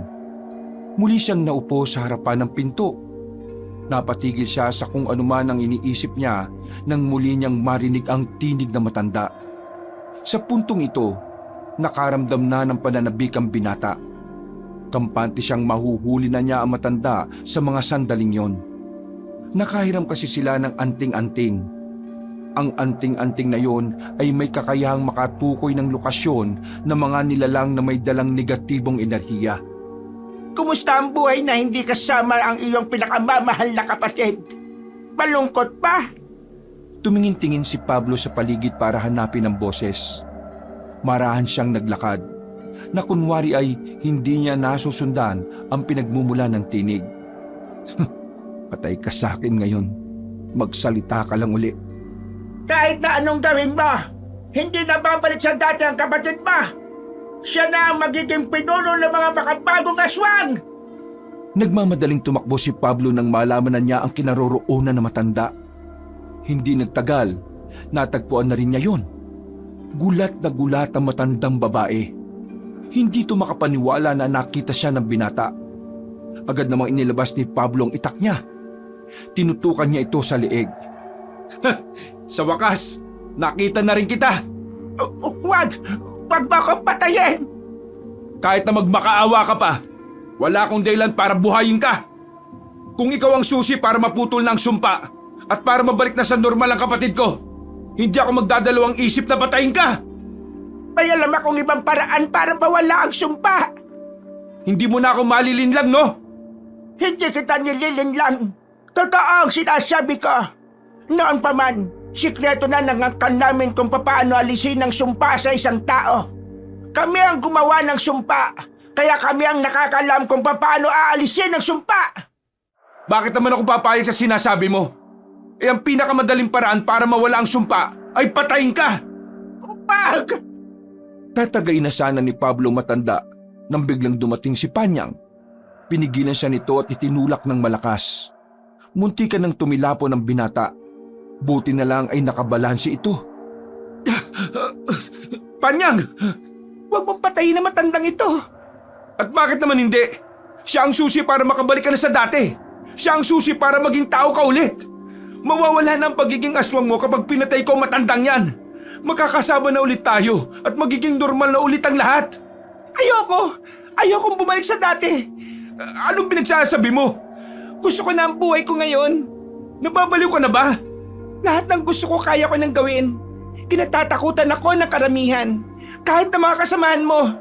Malakas ako, mabilis at hindi mamamatay sa gutom. Sobrang sarap maging ganito. Masaya ako sa pagiging aswang. Tapos ano? Gagawa ka ng masama? Papatay kayo ng papatay ng tao para lang mabuhay kayo? Yun din naman ang ginagawa ng tao eh. Pumapatay kayo ng hayop para mabuhay. Kaya anong pinagkaiba nun sa ginagawa namin? Wala. Isa pa, sa ganitong katayuan ko sa buhay, wala na makakapambaboy sa akin. Wala na makakapanamantala sa akin. Kaya naman, hindi ko papayagan ang gusto mong gawin. Hindi ko hayaang patayin mo ang matandang ito. Sobrang lala mo na. Hindi na tamang takbo ng utak mo. Tama lang talaga na kinalimutan na kita bilang kapatid ko. Anong gagawin mo? Lalabanan mo ako ngayon? Kaya mo bang patayin ang kapatid mo? Hindi ka makapagsalita, iha. Ibig sabihin, hanggang ngayon ay mahal mo pa rin si Panyang. Pero, pasensya ka na. Wala na siyang nararamdaman na pagmamahal sa'yo bilang kapatid mo. Wala na akong pakialam. Lalabanan kita. Kung yan ang gusto mo. Hinawakan ni Pablo ang kanyang kwintas. Walang kalam-alam si Panyang at ang matanda na may daladala palang anting-anting ang binata. Nanlalaki ang mga mata nila nang makitang tila kumikislap ang kwintas ng binata. Pasensya ka na kapatid. Pero sa puntong ito, kinalimutan ko na kung sino ako sa'yo at kung sino ka sa akin. Biglang tumakbo na mabilis ang binata palapit sa dalawa. Sinalag ni Panyang ang itak ng binata. Hinawakan nito ang talim. Agad namang dumistansya ang binata. Kung inaakala mo magagamit mo sa akin ang pagiging magkapatid natin, nakakamali ka. Hindi na ikaw ang kapatid ko. Matagal na siyang wala sa mundong ito. Muling umatake ang binata. Magkakasunod na hagupit ng itak ang ginawa ni Pablo. Walang magawa ang dalagang si Panyang kundi ang umilag. Nang tumungtong ito sa mga sanga ng puno ay nagbago na rin ang anyo ng babae. Sumago pa ito kay Pablo. Habang naglalaban ng dalawa, nasa gilid lamang ang matandang mangkukulam habang tumatawa. Tuwang-tuwa ito sa nasasaksihan. Tila may kakaibang kaligayahan ang dinudulot ng pag-aaway ng magkapatid. Tinamaan ni Pablo ang kanyang kapatid sa tagiliran, pero tila hindi naman yun tumalab sa dalaga. Sa halip, mas lalo pa itong bumili sa pag-atake sa kanya. Makailang ulit ding kinalmot ng babae si Pablo. Tinamaan na rin ang binata. Buti na lang ay kinakayang tiisin yun ni Pablo. Kaya naman nakikipagsabayan na rin ang binata kay Panyang. Tingnan lang natin kung kakayanin mo pa ito. May kung anong Latin na salita ang sinabi niya habang hawak ang anting-anting. Sa isang iglap lang, nakalapit agad si Pablo sa kapatid niya. Nagawa niya itong sugatan sa tiyan na naging dahilan ng panghihina nito. Napatras ang dalaga. Sa puntong ito, nabahala na rin ang matandang babae. Kahit tumakbo ka pa, tanda, papatayin pa rin kita! Ano pang iniintay mo? Patay mo na ako. Yun naman ang gusto mo mangyari, di ba? Ang patayin ng kapatid mo. Tinutukan na ni Pablo ng itak si Panyang sa liig. Ito na ang tamang pagkakataon para wakasan na niya kagad ang kasamaan ni Panyang. Pero sa mga sandaling yon, tila ba may kung anong pumipigil sa kanya. Hinigpitan niya ang hawak sa itak. Napapalunok siya ng laway dahil sa kaba. Kahit naabot kami na niya ang tagumpay, hindi niya yun magawa kaagad. Bakit? Hindi mo ba kayang paslangin ang kapatid mo? Paslangin mo na si Panyang. Total, masama ka naman kapatid, hindi ba? Buong buhay mo, wala kang ibang bukang bibig kundi nabibigatan ka kay Panyang. Kunwari ka pang mahal mo ang kapatid mo. Pero ang totoo, ayaw mo na sa kanya kasi nahihirapan ka ng kasama siya. Kaya ano pang hinihintay mo? Patayin mo na si Panyang. Ito na ang pagkakataon mo para mawala ang pabigat sa buhay mo. Manahimik ka! Kahit na kailan, hindi naging pabigat si Panyang sa akin. Siya lang ang meron ako. Kaya mahalaga siya sa akin. Higit pa sa kung anumang bagay. Hindi mo malalaso ng utak ko, tanda! Ibig sabihin, hindi mo ko kayang paslangin, tama ba ako? Hinawakan ni Panyang ang patalim na nakatutok sa leeg. Dumistansya ito agad at saka tumawa ng malakas. Yan ang problema sa mga taong mababait. Hindi nyo kayang pumatay. Higit sa lahat, pamilya ang kahinaan ninyo. Kaya ikaw, Pablo, hindi mo ako matatalo kahit na kailan. Mahina ka. Pinatunayan mo lang sa akin na hindi ka karapat-dapat na maging kapatid ni Panyang. Mahina ka. Sobrang hina mong albularyo. Sabay na tumawa matandang babae at si Panyang. Sa mga sandaling ito, tila nawala na sa wisyo si Pablo. Tila ba unti-unting nakokonsensya si Pablo nang hindi naman niya maintindihan. Hindi na nga niya namalaya na nakaalis na pala ang dalawa. Nagtutuliro ang utak ng binata. Para bang may kung anong ginawa ang matandang mangkukulam kaya siya nawawala sa sarili. Halos 10 minuto rin siyang tuliro. Lugmok siya nang makabalik na siya sa bahay ni Mang Robin. Umupo siya sa pintuan. Magdamag siyang natulala at naabutan pa siya ng dalawa sa labas. Uy, pre, anong problema? Natulog ka na ba? Bakit namamaga mata mo? Si Panyang po. Ay bakit? Ano ba nangyari? Nakaharap ko siya. May pagkakataon na ako para tapusin siya. Para tapusin ang mga binabalak niyang masama. Pero hindi ko pa rin pala kaya. Hindi ko pa rin pala kaya na ako maging dahilan ng pagkamatay niya. Hindi ko kinaya, Mang Robin. Ang hina ko. Mahina akong nilalang. Hindi ko alam kung bakit hindi ko kaya. Sobrang hina ko. Inuntog-untog ni Pablo ang kanyang ulo sa dingding. Agad din namang lumapit sa kanya si Manuel para awatin siya at pakalmahin. Nung mga sandaling yon, nakaramdam ng awa sa kanya si Mang Robin. Batid kasi na matanda na hindi rin talaga madali ang kalagayan ni Pablo. Kaya naman, hindi rin nila ito magawang husgahan. Nang maging kalmado na ang binata, ay dinala na nila ito sa loob. Hindi ka mahina, Pablo. Naiintindihan namin ang ginawa mo. Kaya huwag mong sisihin ang sarili mo. Pre, mahal na mahal mo kasi si Panyang eh. Sa mundong ito, siya ang tinuturing mong yaman. Kaya alam namin na hindi ganun kadali na ikaw mismo ang papaslang sa kanya. Naiintindihan ka namin. Hindi ka mahina. Alam mo, malakas ka pa nga eh. Dahil kahit nahihirapan ka sa sitwasyon, nagagawa mo pa rin bumangon.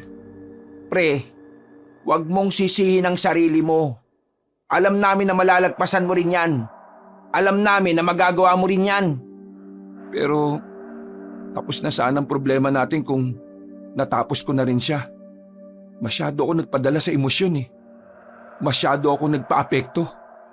Pablo, hindi ito ang panahon para panghinaan ka ng loob. Kapag hindi ka nakausad sa nangyari ngayon, abay, mas lalo ka lang mahihirapan sa mga susunod na bukas. Bumangon ka. Kung nangihinayang ka, bumawi ka. Kung hindi mo ba kaya, hindi ka namin pipilitin. Pwedeng iba ang gumawa. Pwedeng ako. Pwedeng si Manuel. Pwedeng ang mga kasamahan natin. Naiintindihan mo ba ako? Tumango-tango na lamang ang binata bilang tugon. Pero sa loob-loob niya, hindi pa rin niya maalis na sisihin ang kanyang sarili. Pakiramdam niya kasi wala siyang silbing albularyo dahil pinakawalan niya pa ang dalawa. Pero Nararamdaman din naman niya na kung papaslangin niya si Panyang, wala naman siyang silbing kapatid. Noong umagang yon, nanatili lamang sa loob ng bahay si Pablo. Itinulog na lamang niya ang lahat ng kanyang iniisip. Hapon na nang magising siya. Wala ang dalawa sa bakuran nang sumilip siya sa bintana. Pero lumabas pa rin siya. Pagtingin niya sa labas ng bakuran nila, nagkakagulo na naman ang mga tao. Hapon na hapon, pero maririnig niya ang mga nagbubulong-bulungan. Dahil sa kuryosidad, lumabas siya ng bakuran nila. Kaunting lakad lang, sa kabilang bakuran ay nakakagulo ang mga tao. Naroon ang isang bangkay ng lalaki, nakatakip na ng dahon ng saging. Ang narinig ni Pablo, nakabuka raw ang tiyan, at ang sabi pa ng mga tao, babaeng aswang daw ang dumali roon. Napalingon si Pablo sa gilid nang marinig ang tawag sa kanya ng kanyang kaibigan. Agad siyang lumapit doon. Sino yung namatay? Pre, sabi sa akin kanina ni Mang Robin, yung pinuno nyo ng mga albularyo, yun ang taong yan. Pinatay daw ni Panyang kaninang tangali. Ang sabi pa, tirik daw ang araw. Bigla na lang inatake dito sa daan yung pinuno ninyo. Wala na raw nagawa kasi biglaan eh. Ha? Sigurado kang si Panyang yung gumawa niyan? Oo pre, may nakakita kasi. Tapos lumapit daw sa kanya si Panyang. Nagpakilala at sinabihan na maganda raw lahat ng albularyo kasi iisa-isay na raw kayo. Nagtindigan ang balahibo ng lalaki. Hindi niya masikmura ang ginawa ng kanyang kapatid. Sa puntong ito, napagtanto na talaga niyang hindi na niya kailangan pang makonsensya o maawa kay Panyang. Tinatak na niya sa kanyang puso't isipan na sa susunod nilang pagkikita, hindi na siya magdadalawang isip na paslangin yun. Nasaan si Mang Robin? Pinuntan agad yung mga kasamaan ninyo. Ang sabi niya sa akin huwag ka raw muna magpapakita ron. Baka raw kasi mapag-initan kanila kasi kapatid mo nga si Panyang. Hinawakan ni Pablo ang anting-anting na suot niya sa liig. Bigla na lamang siyang kinabahan.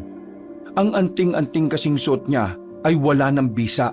Isang beses lang niya kasing magagamit yon, kaya ngayon hindi niya alam kung ano ang gagawin niya. Pero ganoon pa man, hindi pa rin nagbabago ang pananaw niya. Handa pa rin siyang tapusin si Panyang. Natapos ang kaguluhan at dinala na rin ang katawan ng biktima.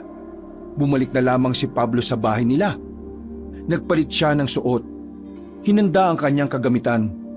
Lahat ng lumang anting-anting ay dinala niya. Kahit na alam naman niyang hindi na gumagana ang mga yon. Nagbabaka sakali lang siyang meron pa siyang mapapakinabangan doon. Oh, saan ka pupunta ngayon? Hahanapin ko si Panyang. Ang sabi ni Mang Robin, dito lang tayo Hintay na lang muna natin siya makabalik. Gabi na. Kung hindi hahanapin si Panyang ngayon, baka makarating pa sila rito at dito sila manggulo. Paano mo siya lalabanan? Wala nang bisa yung anting-anting mo. Marunong akong lumabang kahit walang anting-anting. Kakayanin ko siya. Isa pa, nasugatan ko siya ng malala. Nakakasiguro kung hindi siya ganun kabilis kumilos ngayon. Napapakamot na lamang sa ulo ang lalaking si Manuel. Hindi na niya mapigilan pa si Pablo. Kaya ang unang pumasok sa isipan nito ay samahan na lang ang kaibigan. Pumayag naman agad si Pablo. Pasado 7:00 na nang umalis sila ng baryo. Tumungo sila sa kung saan nakalaban ni Pablo ang kapatid niyang si Panyang. Sigurado ka bang dito siya matatagpuan? Hindi ko alam pre, pero baka sakaling mapadaan dito. Total, ito yung pinakamalapit na daan patungo sa baryo natin Pumwesto na muna sila sa likuran ng puno. Nagmamasid lamang sila sa paligid. Pero mag-iisang oras na sila roon ay wala pa rin nagpaparamdam sa kanila. Nilalanggam at nilalamok na rin sila. Baka naman hindi dito yung dadaanan nila. Kung bumalik na lang kaya muna tayo at para makausap natin si Mang Robin. Baka kapag umalis tayo rito bigla naman silang dumaan. Paano kung nasa baryo na natin sila? Di sila naman ang nadali. Ay, kainis naman Sige na nga, tara na. Sa huli ay nilisan din nila ang kinalalagyan nila. Binalikan nila si Mang Robin sa bahay nito. Nang makita sila nito na kararating lang, agad itong lumapit sa kanila. Saan ba kayo galing? Kanina ko pa kayo hinahanap pa. Mararamdaman ng inis at tinig na matandang albularyo. Iritado rin ang itsura ng mukha nito. Inabangan namin si Panyang, pero wala siya eh. Hindi siya dumaan doon. Alam niyo ba kung bakit hindi siya dumaan? Kasi umatake sila sa kalapit nating baryo. Pre, ito na nga ba sinasabi ko eh. Inatake nila ang lugar na walang albularyong nagpoprotekta. Inuuna nila ang mga walang kalaban-laban. Pasensya na po. Hindi ko alam na doon sila. Wala nang magagawa ang pasensya. Isa pa, wala ka namang kasalanan. Ang sa akin lang lahat ng kilos ninyo, dapat alam ko. Paano na lang kung may nangyaring masama sa inyo? Buti sana kung kakayanin pa rin ng anting-anting ang kapatid mo. Patungkol po sa anting-anting, hindi na po siya gumagana. Ay, yan na nga ba sinasabi ko eh. Ay, nako. Pero, huwag kayo mag-alala. Ipapagamit ko na lang sa iyo yung sakin. Pero, isang bagsakan lang yan ha. Kapag hindi mo siya natalo sa isang laban hindi na rin yung gagana. Tumango na lamang si Pablo sa matandang lalaki. Mga ilang sandali lang ay pumasok na rin sila sa loob. Hinalungkat ni Mang Robin ang baul niya at ibinigay ang panibagong anting-anting na kulay itim. Amana pa sa akin yan ng lolo ko. Hindi ko pa yan nagagamit kahit na kailan. Pero base sa lolo ko, ang anting-anting na yan mabisang panlaban sa mga aswang. Kapag ginamit mo yan, magkakaroon ka ng kakaibang lakas para matapatan ng liksi o bilis ng kalaban. Pero may oras lang daw yan. Kailangan mo siyang matalo sa loob ng kalahating oras. Magsisimula ang oras kapag isinigaw mo na ang pangalan ng anting-anting. Ano po bang pangalan ng anting-anting? Andromeda. Andromeda? Oo, pangalan ng isang diwata na namatay noong lumaban siya sa mga aswang sa Biringan. Ang ganda ng pangalan niya, Andromeda. Kapag isisigaw mo na ang pangalan niya, dapat na maramdaman niya ang damdamin mo. Sa kanya ibibigay ang tunay na lakas at kalinawan ng kaisipan. Isinuot na ni Pablo ang anting-anting. Nakaramdam agad siya ng kakaiba sa kanyang sarili. Nanlamig siya panandalian. Marahil, sinyalis yon na ang kapangyarihan ng anting-anting ay kinikilala na siya. Puyatan na naman ang gabing yon para sa kanila. Bantay sarado nila ang kanilang baryo. Bawat sulok ng lugar ay may nakabantay. Kaya naman, naging payapa ang gabing yon kahit na namamayani ang takot sa mga residente. Sumapit ang 5:00 ng umaga. Ilang oras na lang ay sisilip na ang liwanag. Habang nagro-ronda ang 3, isa sa mga kasama nila ang nakasalubong nila. Duguan ito. Tumatagas ang dugo sa leeg. Hindi na rin makapagsalita ng maayos. Ang naiintindihan lamang nila ay ang salitang aswang. Nagmamadali nilang tinungo ang kinaroroonan ng mga kasamahan nila. Isang karumal-dumal na senaryo ang dinatnan nila. Puro ulo na lamang ang inabutan nila sa pwesto ng mga yon. Wala na ang mga katawan. Napakabrutal naman ang ginawa nila. Wala silang pinipiling oras kahit na sasapit na ang umaga. Mang Robin, hindi na po biro ito. Tingin ko, kailangan na talaga natin gumawa ng paraan para makaharap si Panyang at ang mga kasamahan niya. Patalikod na silang lumaban Mahihirapan tayo. Nang tuluyan ng sumapit ang kinaumagahan, maririnig na naman ang mga iyakan sa kanilang baryo. Nagluluksa ang mga kamag-anak ng mga albularyong pinaslang ng mga aswang. At dahil nga walang tumatayong pinuno sa kanilang samahan, walang matinong plano ang nabubuo. Lahat ay may kanya-kanyang gustong gawin. Lahat ay may paraan. Mula nang mamatay ang kanilang pinuno, nawalan na rin sila ng pagkakaisa. Abala ang mga tao noong umagang yon. Halos lahat ng tao sa kabahayan gumagawa na ng armas na maaaring magamit laban sa mga aswang. Habang si Pablo naman, sinimulan pa lang ang pagbabasa ng mga librong may kinalaman sa pagkontra sa hipnotismo. Inaasahan din kasi nilang makikisali ang matandang mangkukulam. Nakahanda ka na ba? Opo, handang-handa na ako, Tatay Robin. Ang ibig kong sabihin, handa ka na bang tanggapin kung ano man ang mangyayari sa labanan ninyong magkapatid? Napatigil sa pag-aayos ng sintas ang binata nang marinig yon. Medyo kinabahan siya. Pero dahil nakakondisyon na ang kanyang utak, kampante siyang hindi siya maapektuhan ng emosyon sa oras ng labanan. Mula nang patayin niya ang mga kasamahan natin, pati na rin ang mga inosenteng tao, tinanggap ko ng yun na ang landas na tinahak niya. Na kahit makabalik siya sa dati, kailangan niya pa rin pagbayaran ng lahat. Ang dating panyang na nakilala at minahal ko ay mananatili sa puso ko. Pero kailangan kong paslangin ang panyang ngayon para hindi na niya madungisan pa ang masasayang alaala na meron kami ng kapatid ko. Alam mo, Pablo, humahanga ako sa'yo. Bata ka pa lamang alam ko nang magiging matatag at mahusay kang albularyo. Pablo, kung ano man ang mangyari, huwag ka mag-alala. Nandito lamang ako sa tabi mo. Maraming salamat po, Tay Robin. Tinuring niyo kaming anak ni Panyang kahit na hindi mo naman kami kadugo. Wala sa dugo ang pagiging isang pamilya, tandaan mo yan. Kundi nasa pagmamahalan. Natigil lang ang usapan nila nang dumating na si Manuel. Inutusan nila ito galing kampo para sumagap ng balita. Hindi na kasi makapunta doon si Pablo. Galit sa kanya ang iba nilang kasamahan dahil kay Panyang. Musta? Anong balita? May mga dumating na isang organisasyon ng mga manunugis galing sa malayong baryo. Tutulungan nila tayo mapuksa ang mga aswang. Ang kaso ano? uhulihin ka nila, pre. Ha? Bakit nila ako hulihin? Ewan ko kung sinong nagkalat ng maling impormasyon. Pero usap-usapan dun ngayon na inaalagaan mo si Panyang kahit aswang na siya. Parang lumalabas na itinatago mo sa sama ng pagiging aswang ng kapatid mo. Ngayon, ikaw ang sinisisi nila kung bakit nangyayari ang lahat ng ito. Kasi kung sinurrender mo raw kaagad si Panyang, wala nang buhay na mawawala.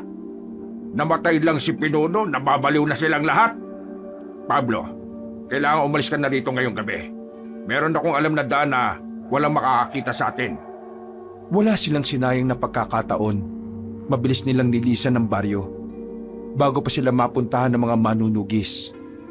Dumaan sila sa isang parang imbornal na tuyo na.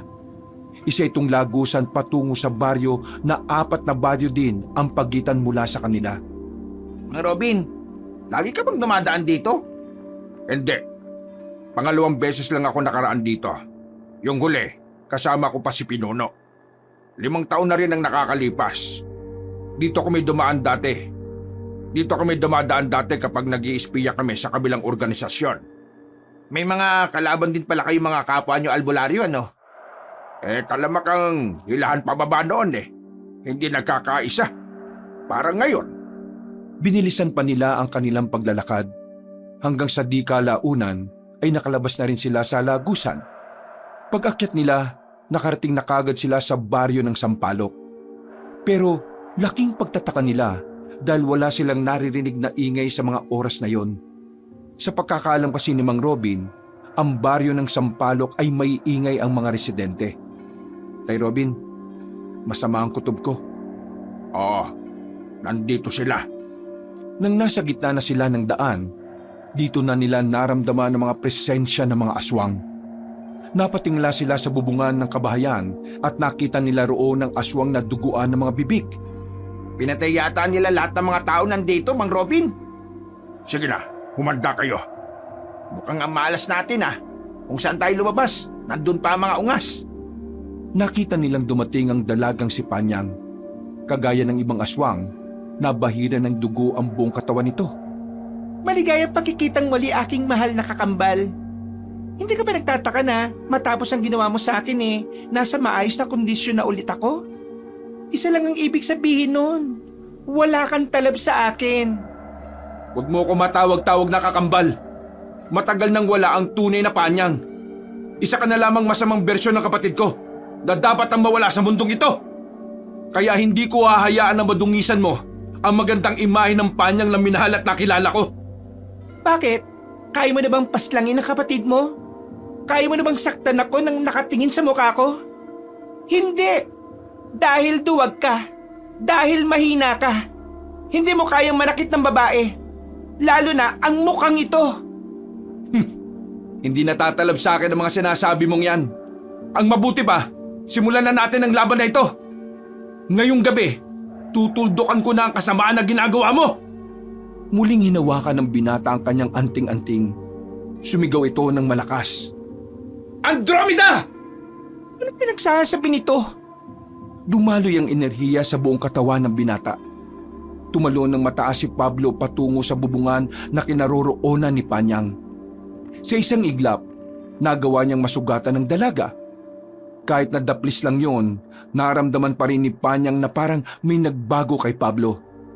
Tumalon palayo si Panyang at sa puntong ito, lumusob na rin ng sabay-sabay ang mga aswang. Dahil sa pansamantalang kapangyarihan na tinataglay ni Pablo, madalian niyang napapaslang ang lahat ng aswang na lumalapit sa kanya. Kaya naman kakaunti na lang ang umaatake kay Mang Robin at Manuel. Wala pang ilang minuto, kakaunting aswang na lang ang natira. Marami na agad ang nalagas. Nanlalaki ang mga mata ni Panyang noong mga oras na yon. Hindi to makapaniwala na magiging ganoon kalakas si Pablo. Panyang! Ibang Pablo na rin ang nasa harapan mo ngayon. Hindi mo na ako kakayaning talunin kung ang kaya mo lang gawin ay umiwas. Ano nga akala mo? Natatakot ako sa'yo? Manigas ka! Unti-unting nagbago ng anyo ang babaeng si Panyang. Pumangit na ang mukha nito. Parang naging katawan na rin ng lalaki ang katawan ng dalaga. Huwag ka masyadong pakampante. Dahil ngayon mo mararanasan ito. Ang mamatay sa kamay ng pinakamamahal mong kapatid. Ipaparamdam ko sa iyo kung ano ang kapangyarihan ng isang aswang na nagmula sa sumpa. Namulagat ang mata ni Pablo nang biglang nasa harapan na niya ang dalaga. Muntika na siyang tamaan ng kalmot nito. Buti na lang ay naging alerto siya. Magkakasunod pa na pag-atake ang ginawa ng babae.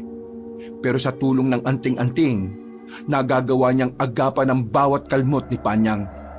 Sinasabi ko naman sa'yo, hindi mo na ako magagawang talunin. Pre, kailangan mo siyang paslangin kagad. Pambihira ka. Malalaman ni Panyang na may limitasyon ang anting-anting. Ang ingay mo talaga, Manuel. Hindi alam ni Pablo kung ilang minuto na lamang ang natitira sa kanya. Pero bago siya maubusan ng oras, ay sunod-sunod na pag-atake na ang ginawa niya kay Panyang. Pinagtatatagan niya ang dalaga. Paulit-ulit yung nakakailag. Pero nadadaplisan nito kahit na papaano. Mga ilang sandali pa, nakita na ni Pablo na parang nangihina na si Panyang. Mas lalo niyang nilakasan ng loob na ituloy ang pag-atake. Natatansya niya na anumang oras ay tuluyan na ring luluhod ang dalaga. Ha! Tapos ka na ngayon! Nasa aktong itatarak na niya ang itak sa dalaga nang biglang naramdaman ni Pablo ang pagbagal ng kilos niya. Agad na nakailag si Panyang. Sumilay agad ang nakakalokong ngiti ng babae. Mukhang tama nga ang hinala ko. May limitasyon ang ginagamit mong anting-anting. Muling umatake si Pablo. Pero sobrang dali nang mabasa ni Panyang ang mga kilos niya dahil sa pagkawala ng kakaibang bilis ng binata. Agad na lumapit sa kanya ang dalaga. Kinalmot siya sa dibdib at sinipa pababa ng bubong. Wala nang kalaban si Mang Robin at Manuel ng mga sandaling yon. Kaya naman inalalayan nila si Pablo. Sasabay na rin ito sa pakikipaglaban sa babae. At talaga namang gusto niya ring sumabay na makapunta sa kabilang buhay, ha? Tandang Robin at Manuel na walang kwenta. Kahit nakikilala mo kami, wala ka na pala talagang kabutihang asal, ano? Sa likod lang kayo, malakas siya. Mabuti naman alam mong malakas ako. Tingnan mo, walang silbi ang lahat ng galos na tinamo ko sa'yo. Nagpanggap lang ako na nanghihina dahil gusto kong malaman kung hanggang saan ang kaya ng anting-anting mo. Tumatalino ka na pala ngayon, ha? Parang dati lang ang tanga-tanga mo sa maraming bagay. Mas nakakatalino talaga kapag wala kang pakialam sa nararamdaman ng ibang tao. Hindi ako kagaya mo. Natatanga kasi takot kang masakta ng mga taong nasa paligid mo. Muling gumawa ng pag-atake si Panyang. Gamit ang dalawang itak na hawak ni Mang Robin, hinarangan niya ang dalaga. Sinubukang patamaan ni Mang Robin si Panyang. Pero kahit anong gawin niya, sobrang daling naiiwasan ni Panyang ang bawat hagupit ng itak. Hinawakan ni Panyang matandang albularyo sa kwelyo at saka hinambalo sa gilid. Hindi pa ito nakontento. Sinipa ito sa dibdib at saka kinalmot ng mahaba sa likod. Agad namang kinuha ni Manuel ang palaso sa likuran niya. Pinukulan niya si Panyang ng isa pero nahawakan lang nito ang palaso. Binali gamit ang isang kamay. Ayoko sa lahat ng nakikialam kahit wala namang ibubuga. Nagulat si Manuel nang bigla siyang hawakan sa liig ni Panyang. Itinaas sa ere. Nakaisip naman agad ng paraan si Manuel. Tinusok niya ang mata ng dalaga gamit ang palaso kaya siya nabitiwan. Ako ang harapin mo, Panyang! Kaya kitang labanan kahit wala na akong gamit na anting-anting! Aabanti na sana si Pablo nang bigla siyang nakaramdam na parang umiikot sa paningin niya si Panyang. May tumatawa sa paligid na siya lang naman ang nakakarinig. Para na siyang nabubuang. Hindi niya alam kung ano ang nangyayari. Pre, anong nangyayari sa'yo? Lumabas mula sa gilid ang matandang mangkukulam. Tumatawa-tawa ito nang pumunta sa gilid ni Panyang. Ilang sandali pa, pati si Manuel ay nakaramdam na rin ng gaya kay Pablo. Anong ginagawa mo sa akin, matanda ka? Isang hipnotismong nakababaliw. Mababaliw ka sa mga naririnig mo. Wala kang magagawa. Mamamalayan mo na lang na patay ka na. Kaya ikaw, Panyang, ito na ang pagkakataon mo para paslangin ang tatlong yan. Lalong-lalo na itong kakambal mong walang pakialam sa'yo nung una pa lamang. Kasi kung may pakialam siya sa'yo, hindi ka niya hahayaang maging ganito. Nag-angat ng tingin si Pablo. Nakita niyang baliktad na sa paningin niya si Panyang. Noong mga sandaling yon, batid niyang malapit na ang kanilang katapusan. Pero hindi siya nawalan ng pag-asa. Pasalamat ka, naawa pa si Aling Nida sa'yo. Gusto kanyang mamatay nang walang gaanong nararamdaman na sakit. Hindi mo kasi agad malalaman kung alin sa mga oras na ito ang pagkamatay mo.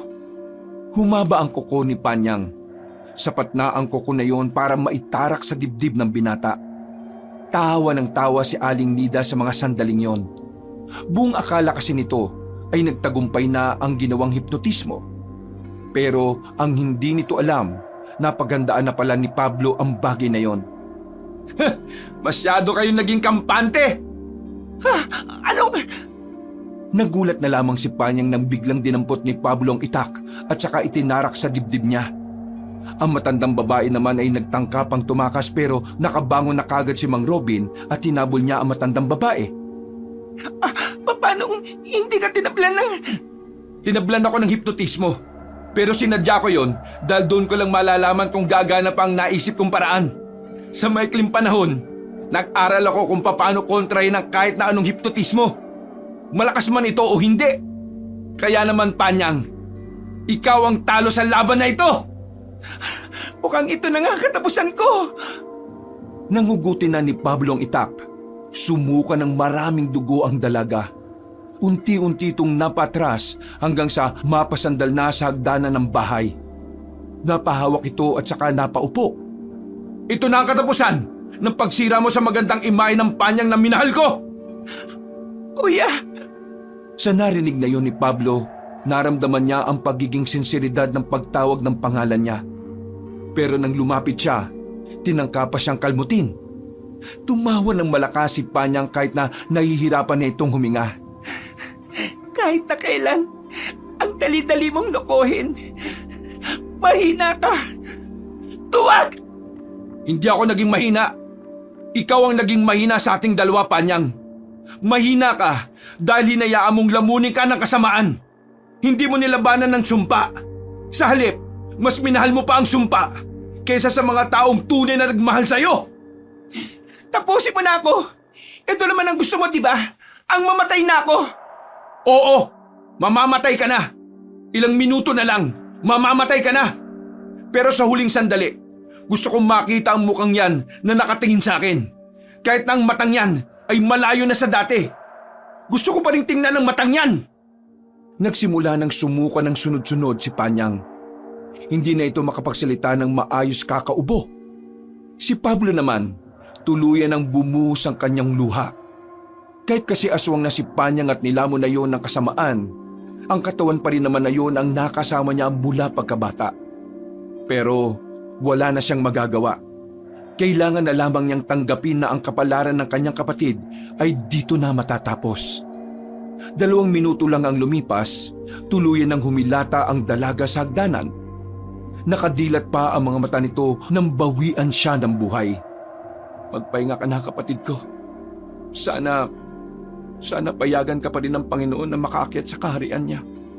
Sana. Nang mamatay na ang babae, kinuha nila ang katawan ni Panyang at sinunog. Ang abo nito ay isinaboy sa ilog na madalas na puntahan ng magkapatid. Si Aling Nida naman ay nakatakas kay Mang Robin. Pero nahuli din ito ng mga manunugis at kalaunan ay napatay. Masakit para kay Pablo ang mga nangyari.